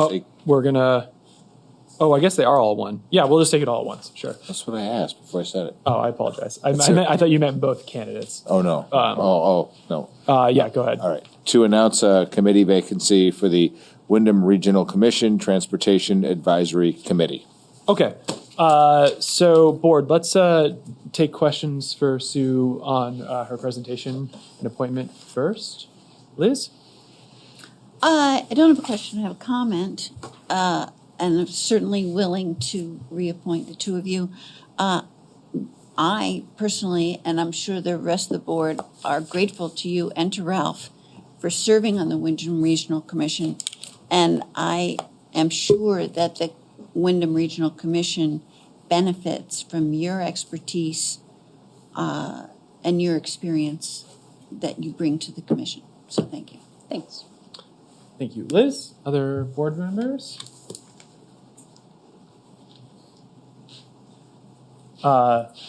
Seeing none, why don't we hear about the vacancy?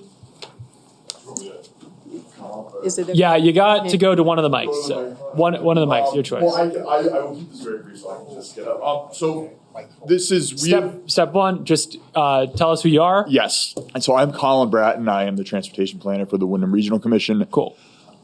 Really, this is a significant structural change to the way that the commission operates, and so I'm making an effort to meet with every town to just discuss what this is and why we're doing it.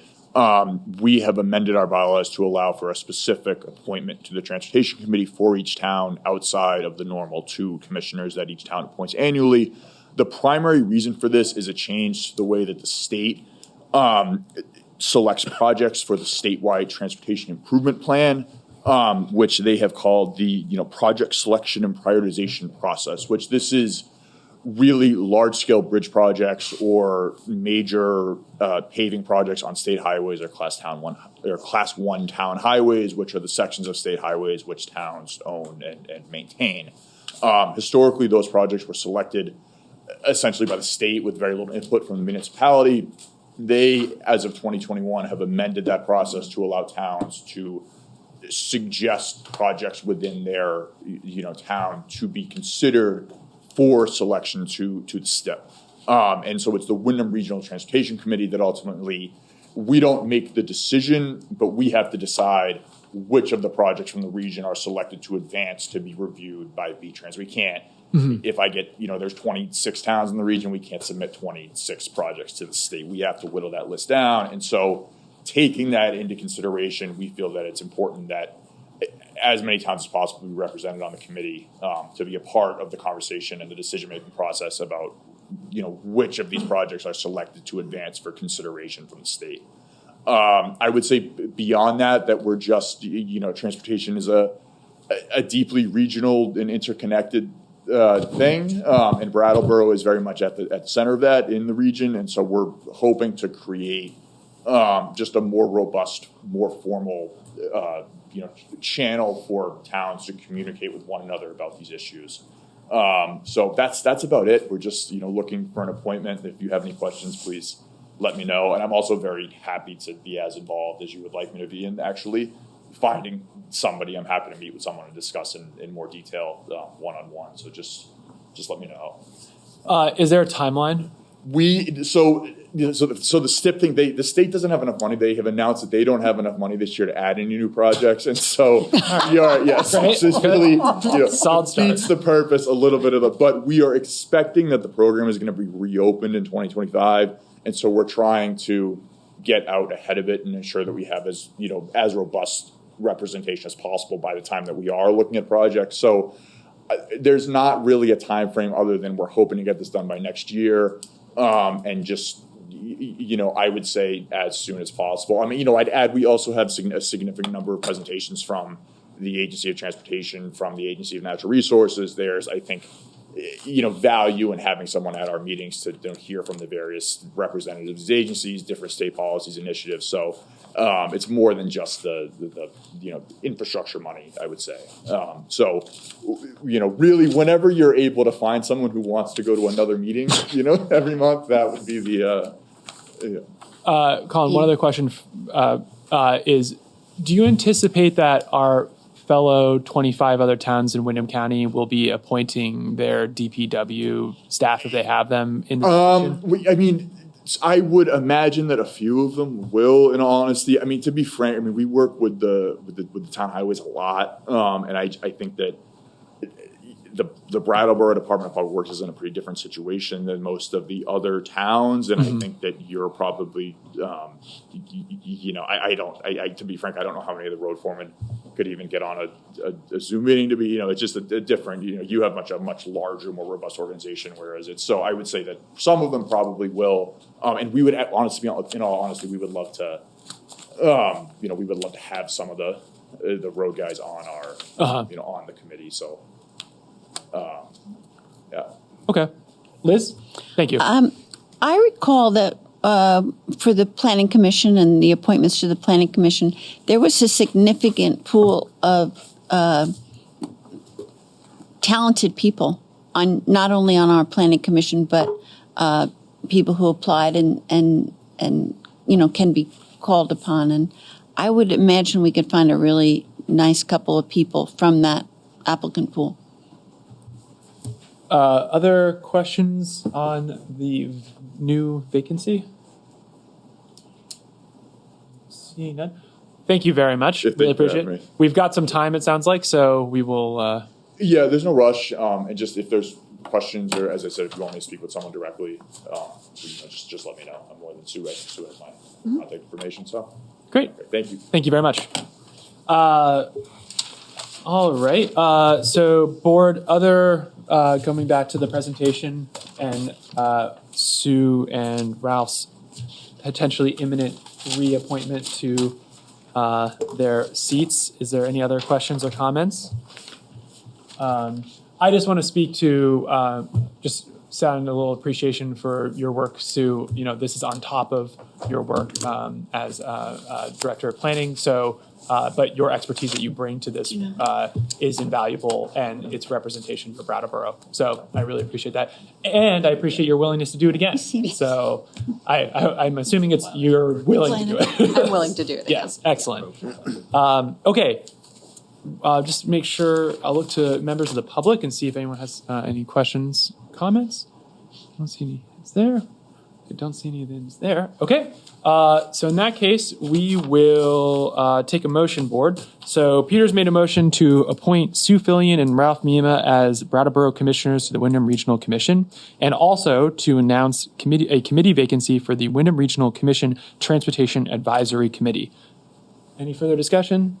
Seeing none, all those in favor, board, please indicate with an aye. Aye. Aye. That's going to carry 5-0. So we come right at the 8 o'clock hour, so I'd like to just take a brief 5-minute break, and then we will come back for our next agenda item. Thank you.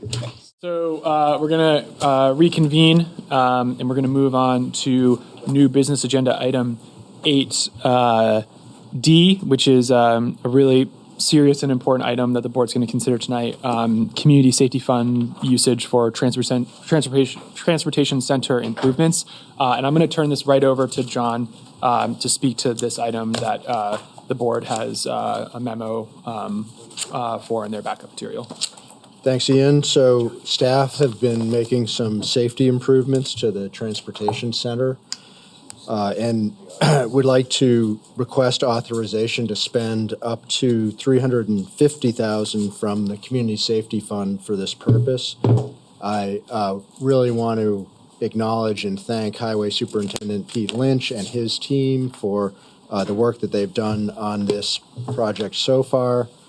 We've been trying not to sensationalize further the events at the parking garage, and we've done what immediate work we can do and have developed further cost estimates and scopes of work, and now need select board approval to move forward. I really don't want to broadcast the details of our solutions too much, but we have a bunch of work that's already been completed there. We have some very short-term actions that we would like to do now, including additional security personnel at the facility, adding additional security personnel, putting in temporary fencing to close off the 4th floor as soon as possible. And those two things, the additional security personnel and the temporary fencing to close off the 4th floor, are why we've increased the ask from what was in your backup materials from $300,000 to $350,000. So those are the very short-term actions, and then the medium-term actions include the most significant cost item, which is a top deck perimeter fence. So we're asking you to authorize this funding from the Community Safety Fund. Probably not the original intent of that funding, but an obvious community safety need in town that has emerged. And that is how we got to the recommended motion for this, which is to authorize the town manager to expend from the Community Safety Fund an amount not to exceed $350,000 for safety improvements to the Brattleboro Transportation Center.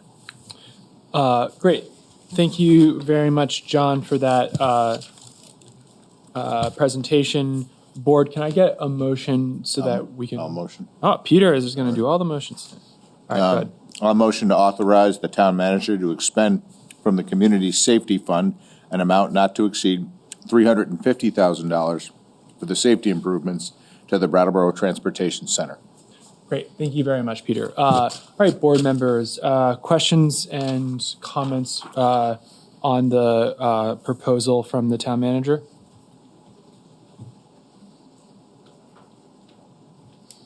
Okay.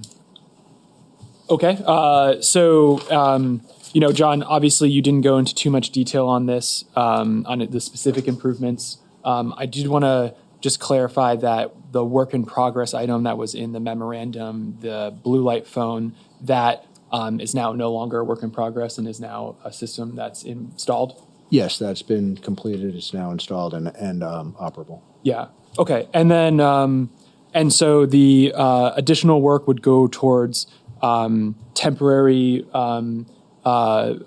systems that would be in place so that the fourth floor of the transportation center is not accessible while the work that would be permanent is pending, because there's going to be some time between when if we were to approve this tonight, that final installation for the permanent work on the top of the transportation center would be done.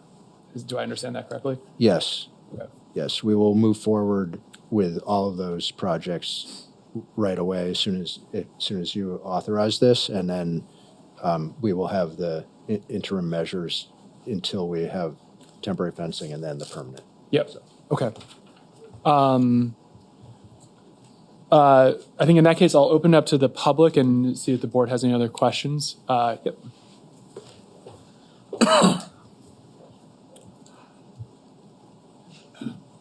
Good evening. My name is Charles Hutchison.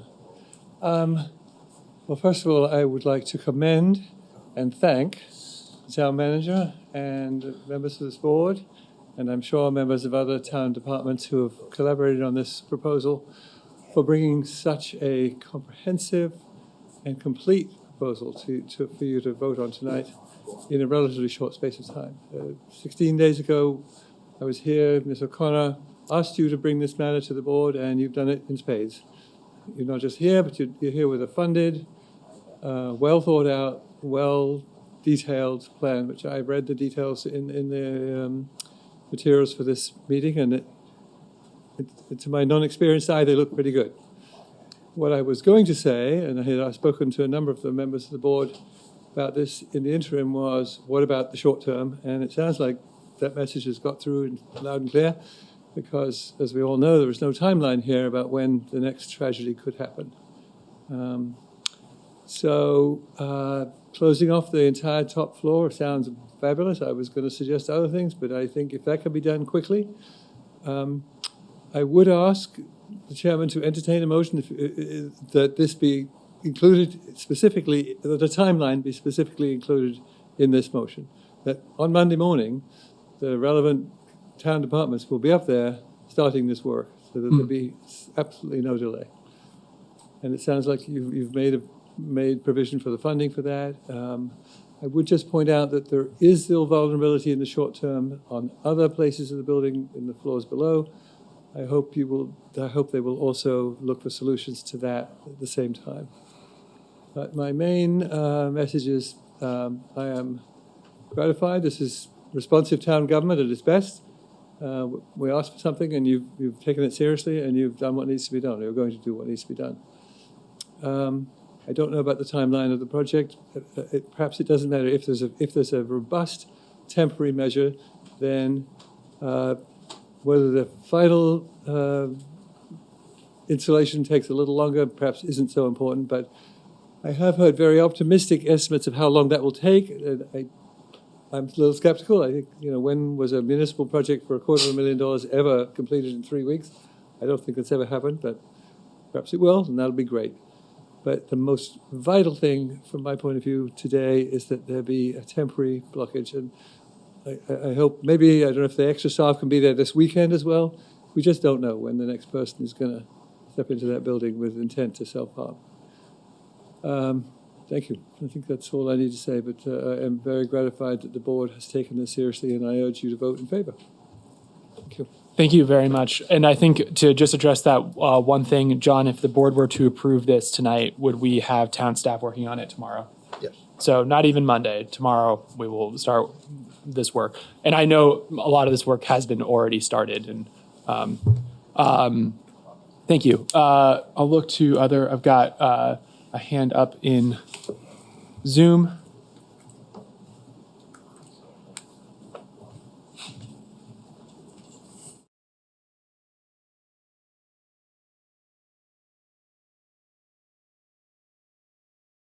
Now I'm unmuted. Okay. David Luffenbach, District 3. I do believe that this is a necessary project and would certainly want to see it get going.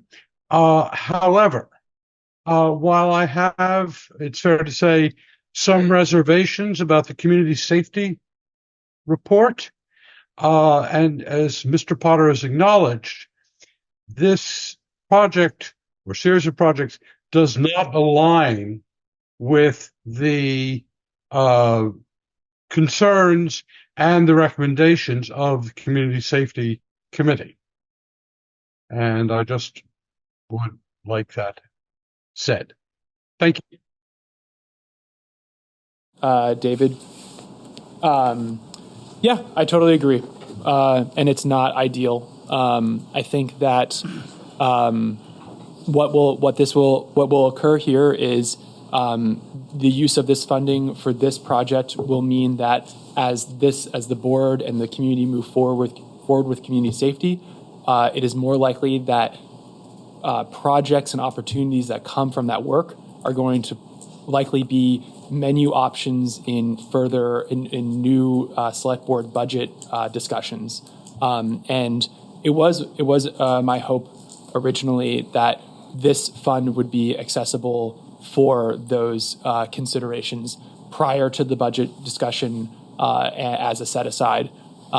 We don't know if this is a approval up to the 350. It may not take all of that, so there may be funds left over. There's also the work of Mr. Baker, which part of the reason we delayed in our community safety discussion and plan that we approved in the late summer of last year was to allow Mr. Baker and the state to do their work and to explore additional funding options that may be available to the town to pursue some of the things that came out of the community safety report. But David, I don't disagree with you at all. And I think that it's, for me personally as one select board member, it's making a priority decision for a really important community safety emergency in the town and getting action done immediately. So, but I appreciate you voicing that. And I'm sure there will be members of the community who are disappointed that this funding won't be available for that. But I am hopeful that that the work that comes out of the community safety report, additional work, and from Mr. Baker will be the type of work that's important enough for the town to include in budget discussion, and also that there will potentially be funds from this available and also additional funds available from the state. Other members of the community? Yeah.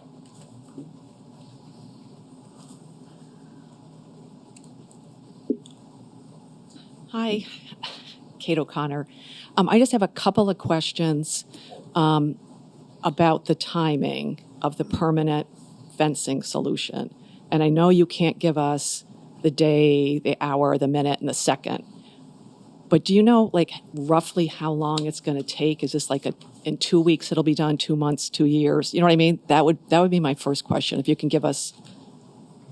Oh, Ian's like. Do you want me to? Or you want? Okay. Yeah. So it's dependent a lot on contractors and engineer contractors that we need to engage on this. We're hoping that we would have the permanent solution done by somewhere around early May to possibly as long as early June. That's kind of the time frame that we're in. Okay, great. And I think we want these temporary measures in place to just give us that flexibility, because some of it is totally outside of our control when it comes to the timeline. Oh yeah, I totally get it. I just think it'd be nice if we knew if it was like 2 months, you know what I mean? Yeah. That's all I was asking that.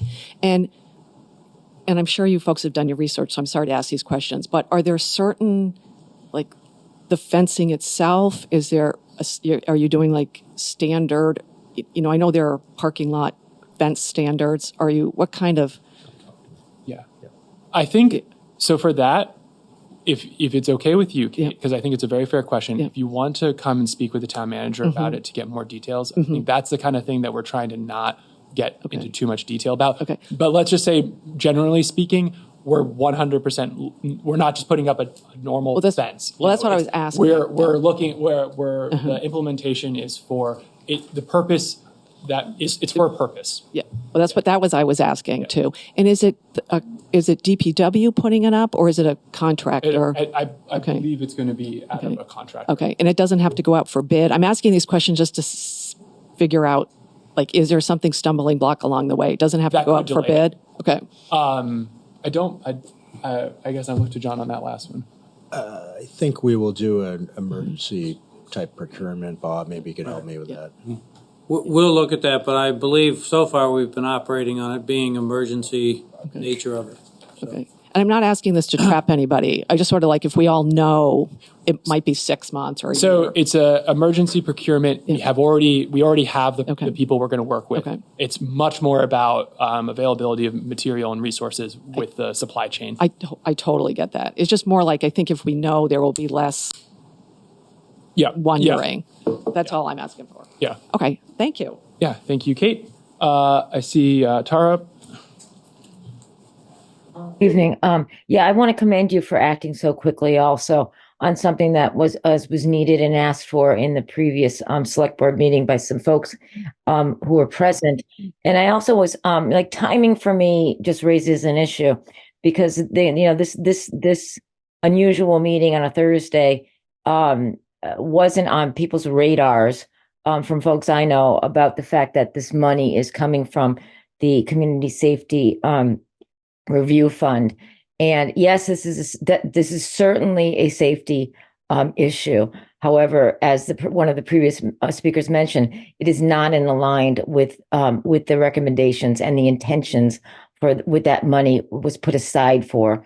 And the timing coming right before James Baker's process, for me personally, just I'm a little unsettled with that because some concrete solutions perhaps are going to come from that process with James Baker, which I'm very hopeful for. So I hope that the select board remembers the fact that this money was set aside for X purpose, for the safety review purpose, and when those concrete solutions come up, or that those are as equally as prioritized by the select board. So in the global context, that we previously had that money set aside, and now it's like how much? It may be only $50,000 left. So please take that into consideration for whatever solutions are brought forth afterwards.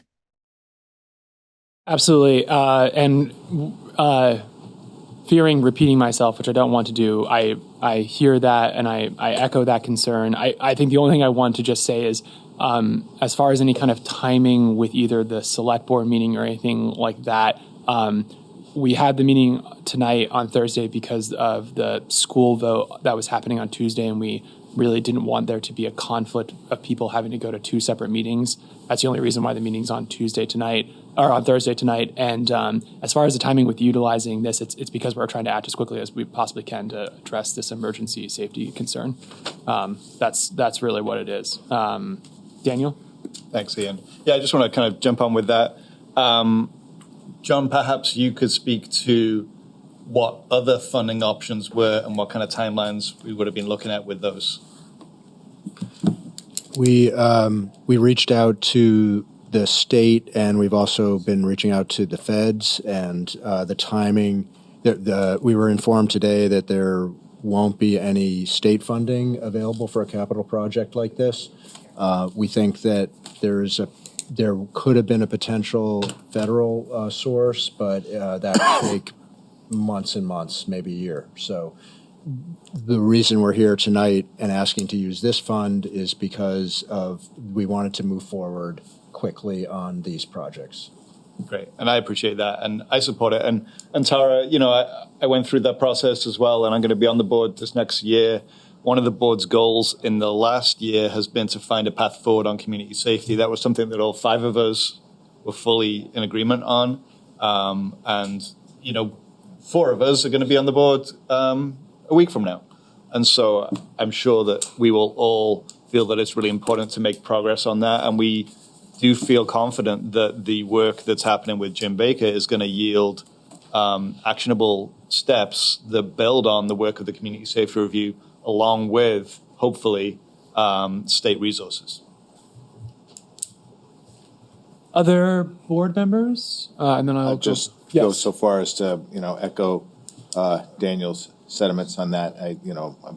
There are pieces of that review that I want to look deeper into, and as pointed out, it is part of our priority list, and 4 of us will remain. So I don't intend to put that down.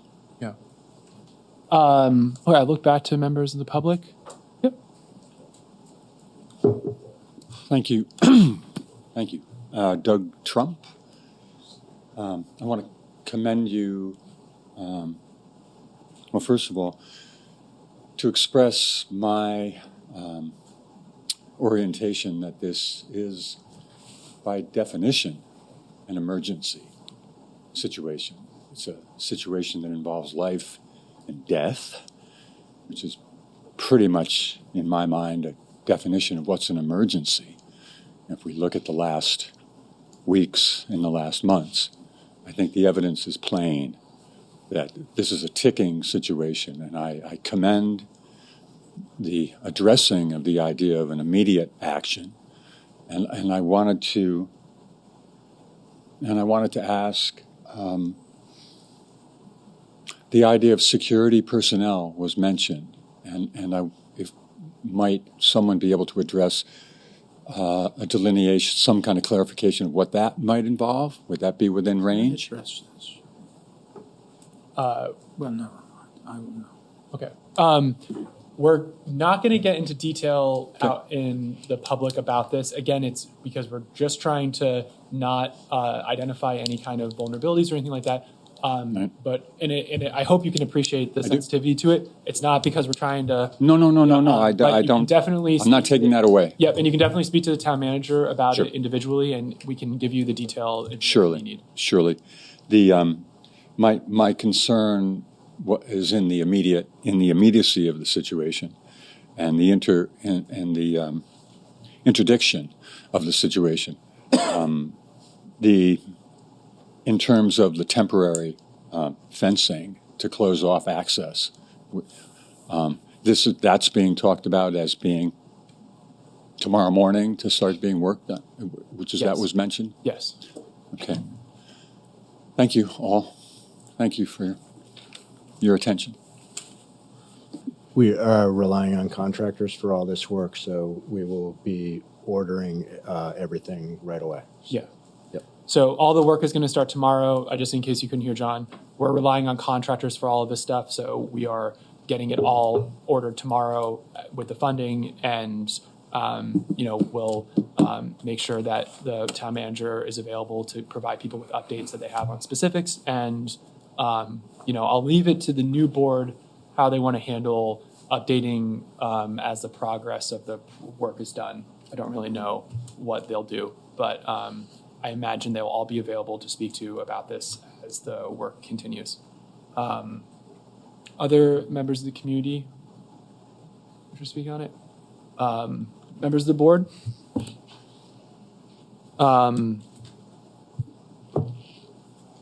Okay.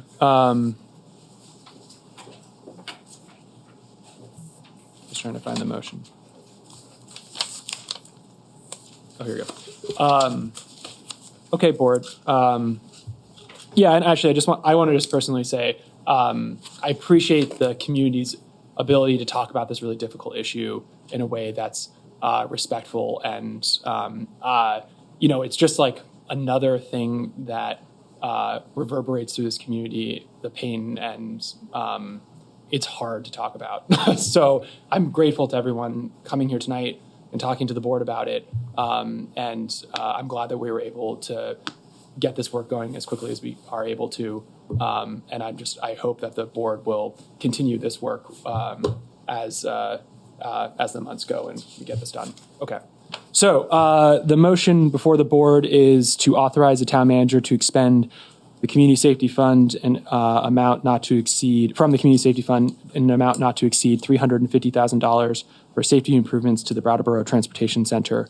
Any further discussion, board? Seeing none, all those in favor, please indicate with an aye. Aye. Aye. That'll carry 5-0. Thank you.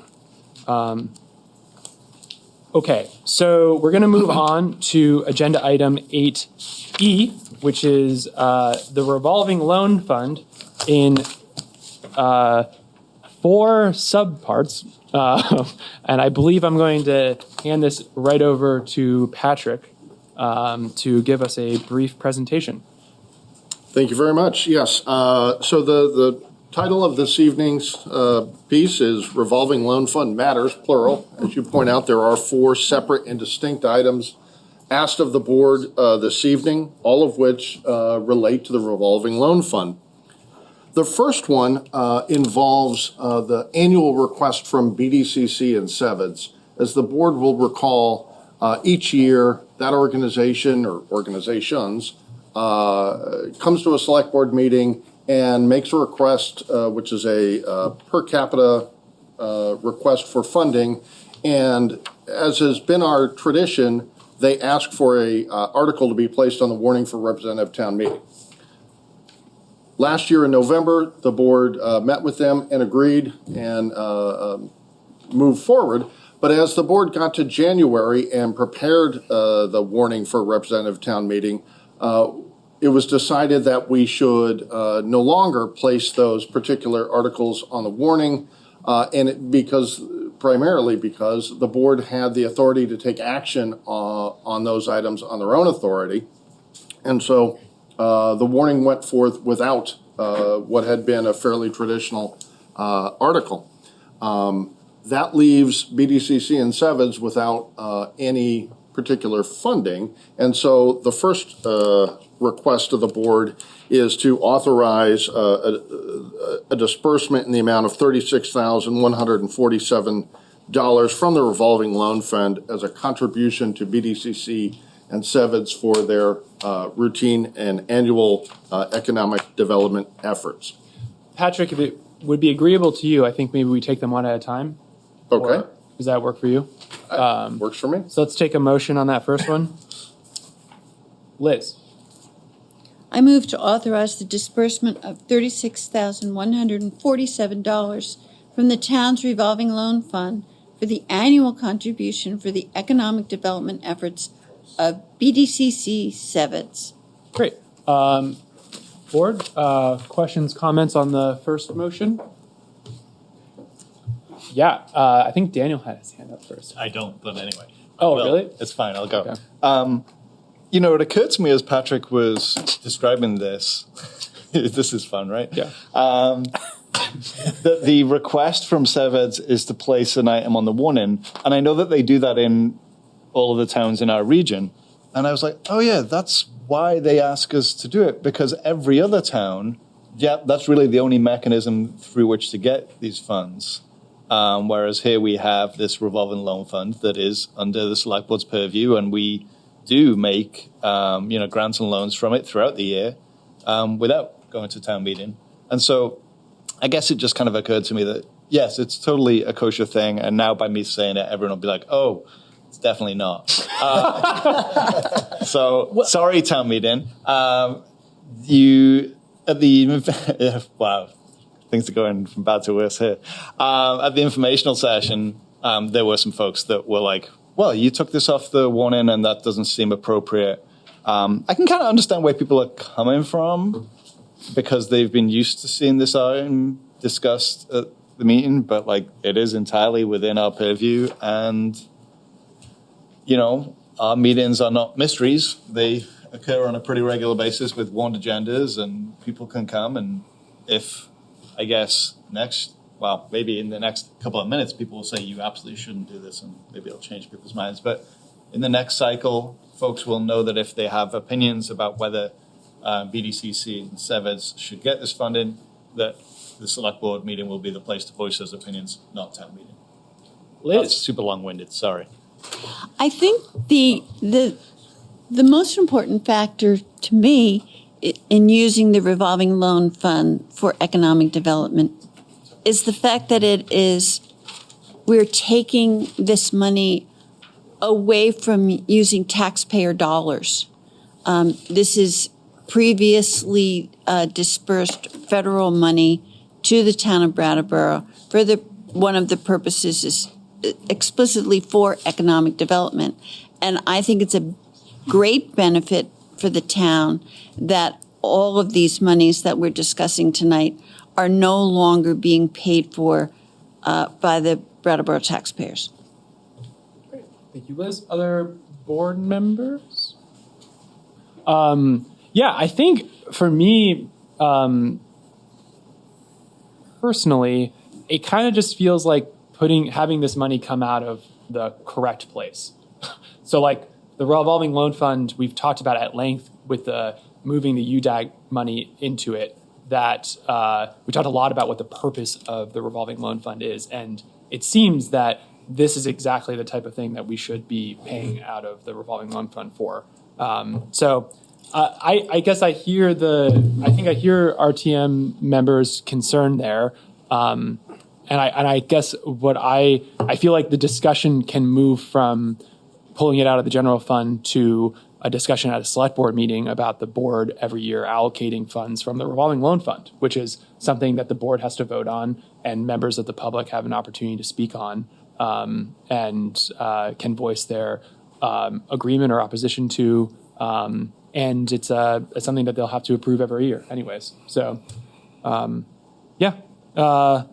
Any other? I'll look to members of the public. Any hands in Zoom? I'll look to hands in the room. There are no hands in the room. All right. So, board, the motion pending is to authorize the disbursement of $36,147 from the town's revolving loan fund for the annual contribution for the economic development efforts of BDCC/SeVEDS. Any further discussion? Seeing none, all those in favor, please indicate with an aye. Aye. Aye.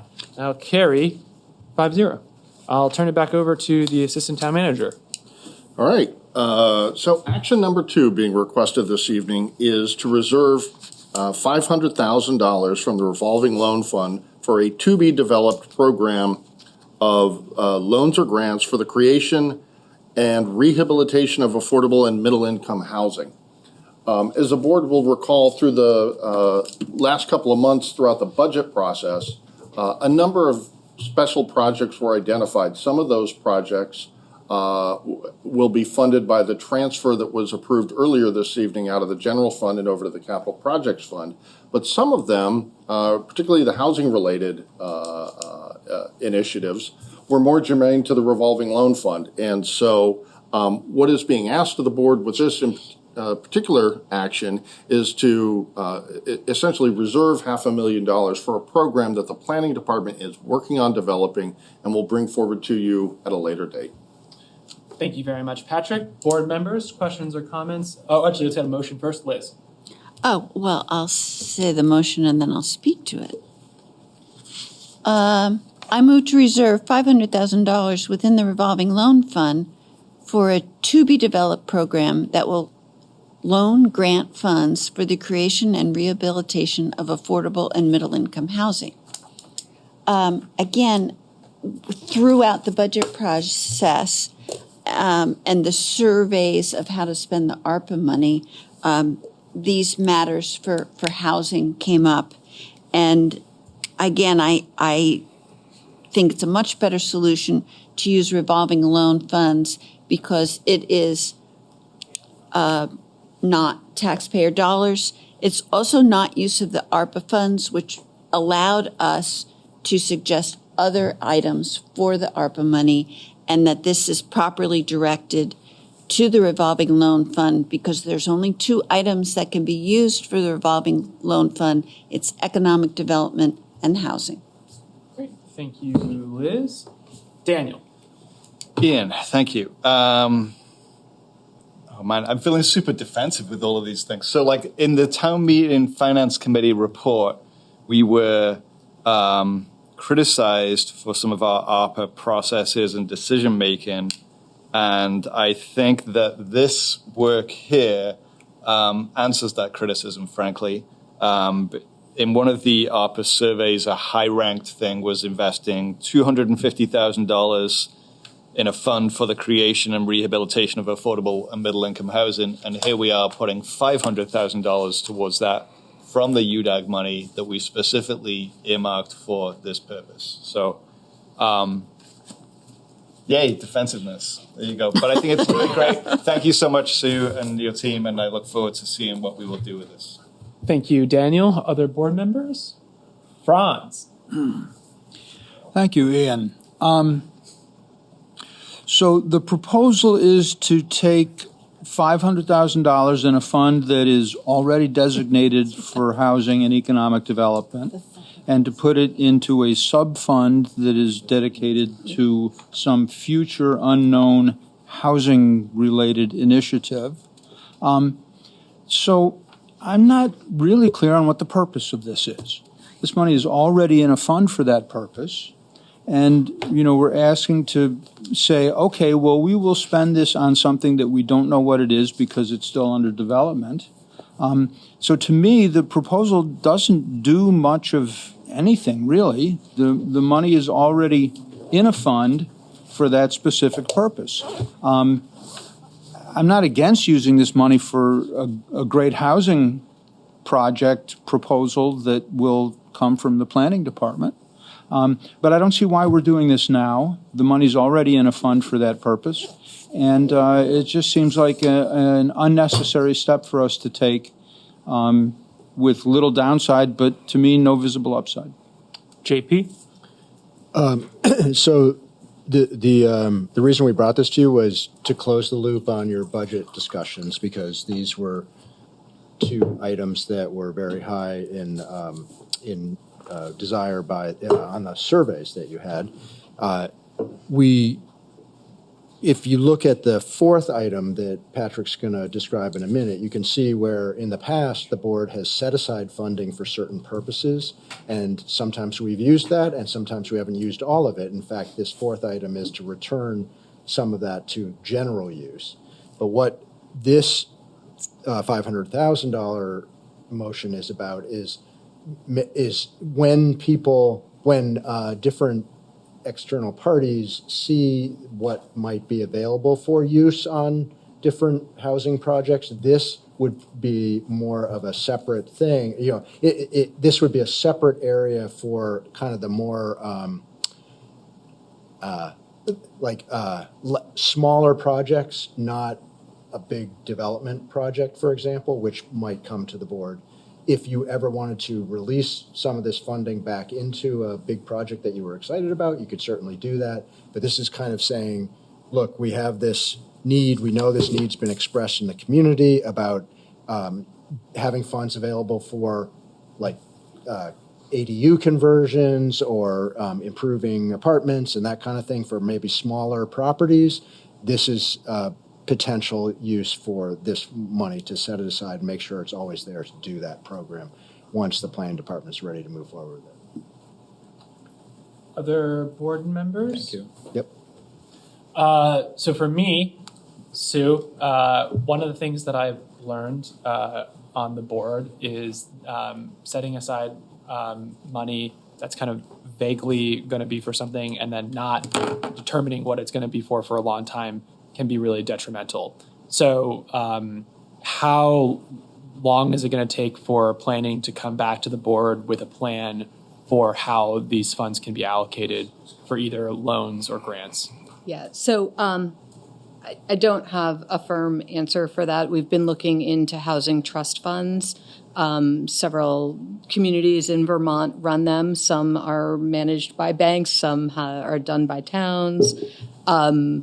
so there's the financial piece that we need to get into. Are they low interest loans? Are they loans that are loans that can be forgiven? So we've been looking around, we've determined what some of the needs are. We're looking at a couple of different programs, and then we're going to have to get into the legal and financial aspect of it. So, I don't think you're going to see it in April. It's a little complex, but, hopefully later spring. In the spring, okay. So, but we're talking like this calendar year. Yes. Okay. Yeah. That's the kind of time. Yeah, that's great. Okay. That's the type of timeline I feel good about as far as allocating these funds.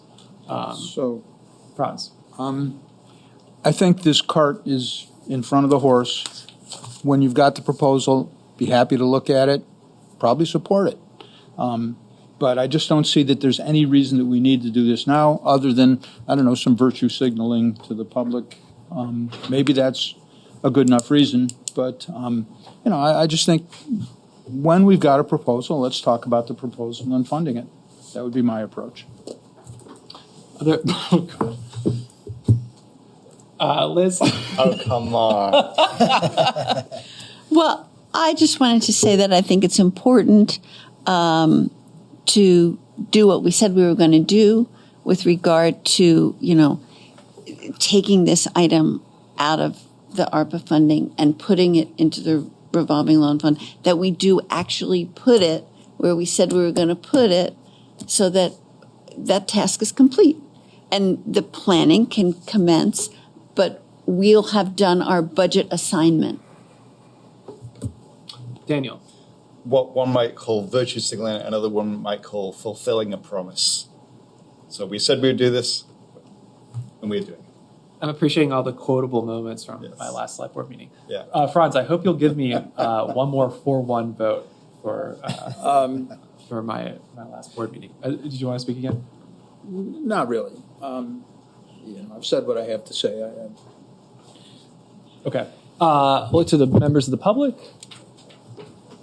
Don't see any hands there. Anyone else from the board? Okay. So board, there's a motion pending to reserve $500,000 within the revolving loan fund for a to-be-developed program that will loan/grant funds for the creation and rehabilitation of affordable and middle-income housing. Any further discussion? Seeing none, all those in favor, please indicate with an aye. Aye. 5-0. Thank you very much. Surprise, surprise. Okay. Assistant Town Manager Patrick Moreland, back to you. So the third request is very similar to the second request. There was a separate housing-related project that had an estimated cost of $60,000, and this was to do feasibility and pre-development work on up to 2 town-owned parcels that might be better suited for housing development. So this request is to reserve an additional $60,000 from within the revolving loan fund to support that to-be-developed project. Excellent. Thank you, Patrick. Liz? Would you like me to make a motion and then speak to it? Yes, please. I move to reserve $60,000 within the revolving loan fund for a to-be-developed program that will pay for pre-development planning for housing to include site assessment and pre-development financial feasibility for de-accessioning and developing housing on up to 2 town-owned sites. So this is, something that was on the top of the list for ARPA, something that the town is clamoring for, something that we all want to meet our goals of promoting housing within the town of Brattleboro. It's a concrete plan that the planning department can run with. And again, it's keeping the promise that we made during the budget season and the ARPA discussions. Great. Thank you, Liz. Other board members? Repeat last conversation.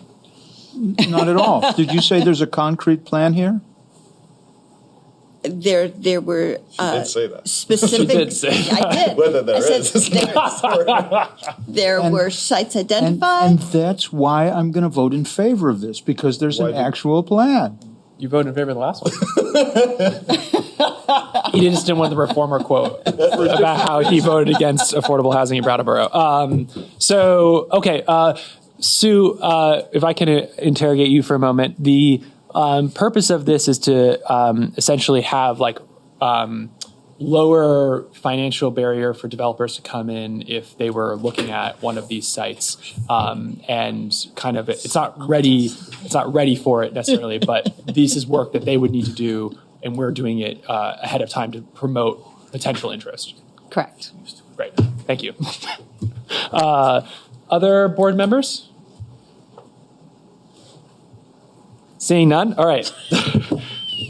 So there's a motion pending board to reserve $60,000 within the revolving loan fund for a to-be-developed program that will pay for pre-development planning for housing to include site assessment and pre-development financial feasibility for deaccessioning and developing housing on up to 2 town-owned sites.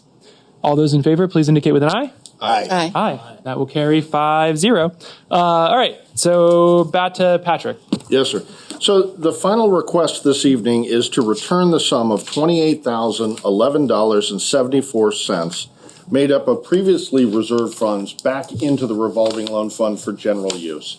What's going on here is actually pretty simple. There are two projects, one which is actually quite old and dates back to Tropical Storm Irene, where $15,000 was set aside for technical assistance to develop hazard mitigation grants. Only a small fraction of that was used, and the rest has been reserved. Hasn't really been an issue up until recently. The second project relates to funds set aside early on in the pandemic for the acquisition of concrete barriers. The barriers were procured far less than initially anticipated, and a balance is remained reserved. And so the board is asked to return these funds to general purpose within the revolving loan fund. Great. Thank you very much, Patrick. Board members, questions, comments? Liz is so excited Liz by is all so of these excited. items. Liz wants to make another motion. I was just going to make the motion. motion. Daniel can speak. She's going to cede the floor to I move to return the sum of $28,011.74 made up of previously set aside funds for projects that are now complete for general use within the R revolving loan fund. Great. Thank you, Liz. Daniel?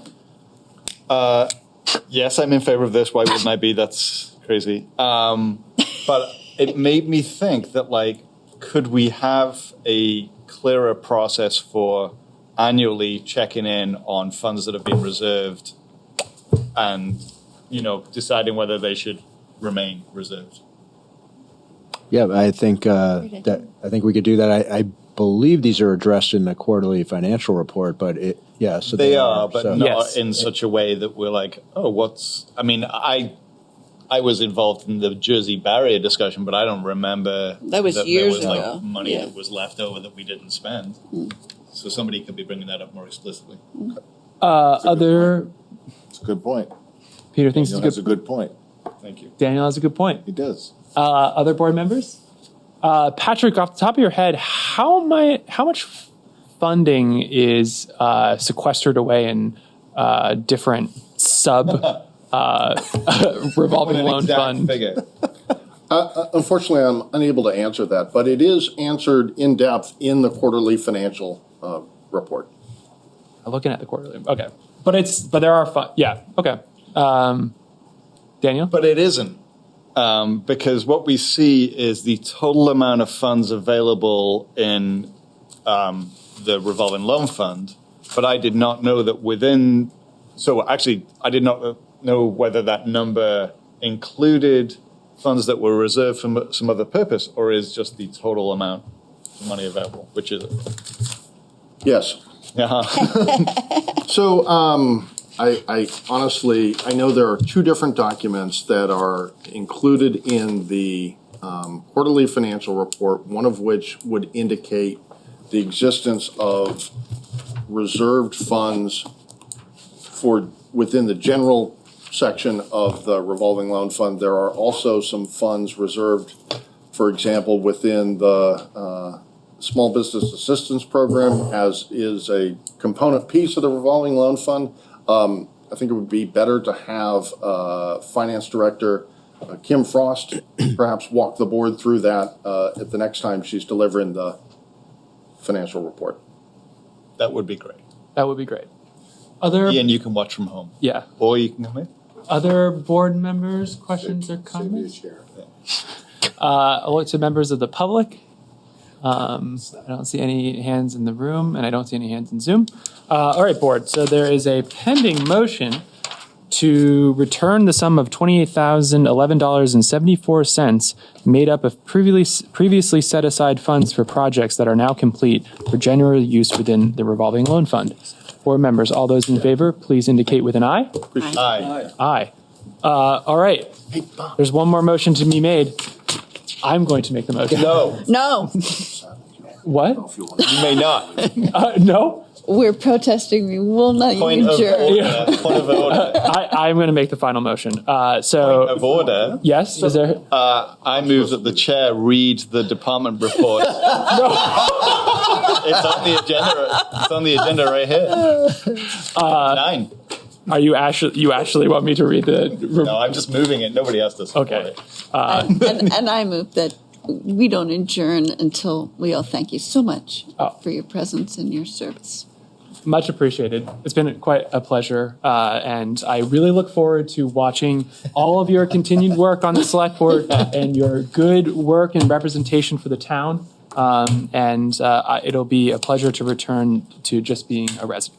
So is there a motion to adjourn on the floor? I'm about to make it. Oh, okay. So with that, board, I'm going to move that we adjourn the Brattleboro Select Board meeting. All those in favor, please indicate with an aye. Aye. All those opposed? And with a 3-2, my last vote of the board, not unanimous, much appreciated. We will adjourn the meeting for the last time. Thank you very much, BCTV. Thank you to our interpreters. Thank you very much, Patrick, for running the meeting. Thank you, John. And Ian Goodnow, out. Congratulations. Wait, that would have been good if that had failed. What would we have done? We would have just kept going.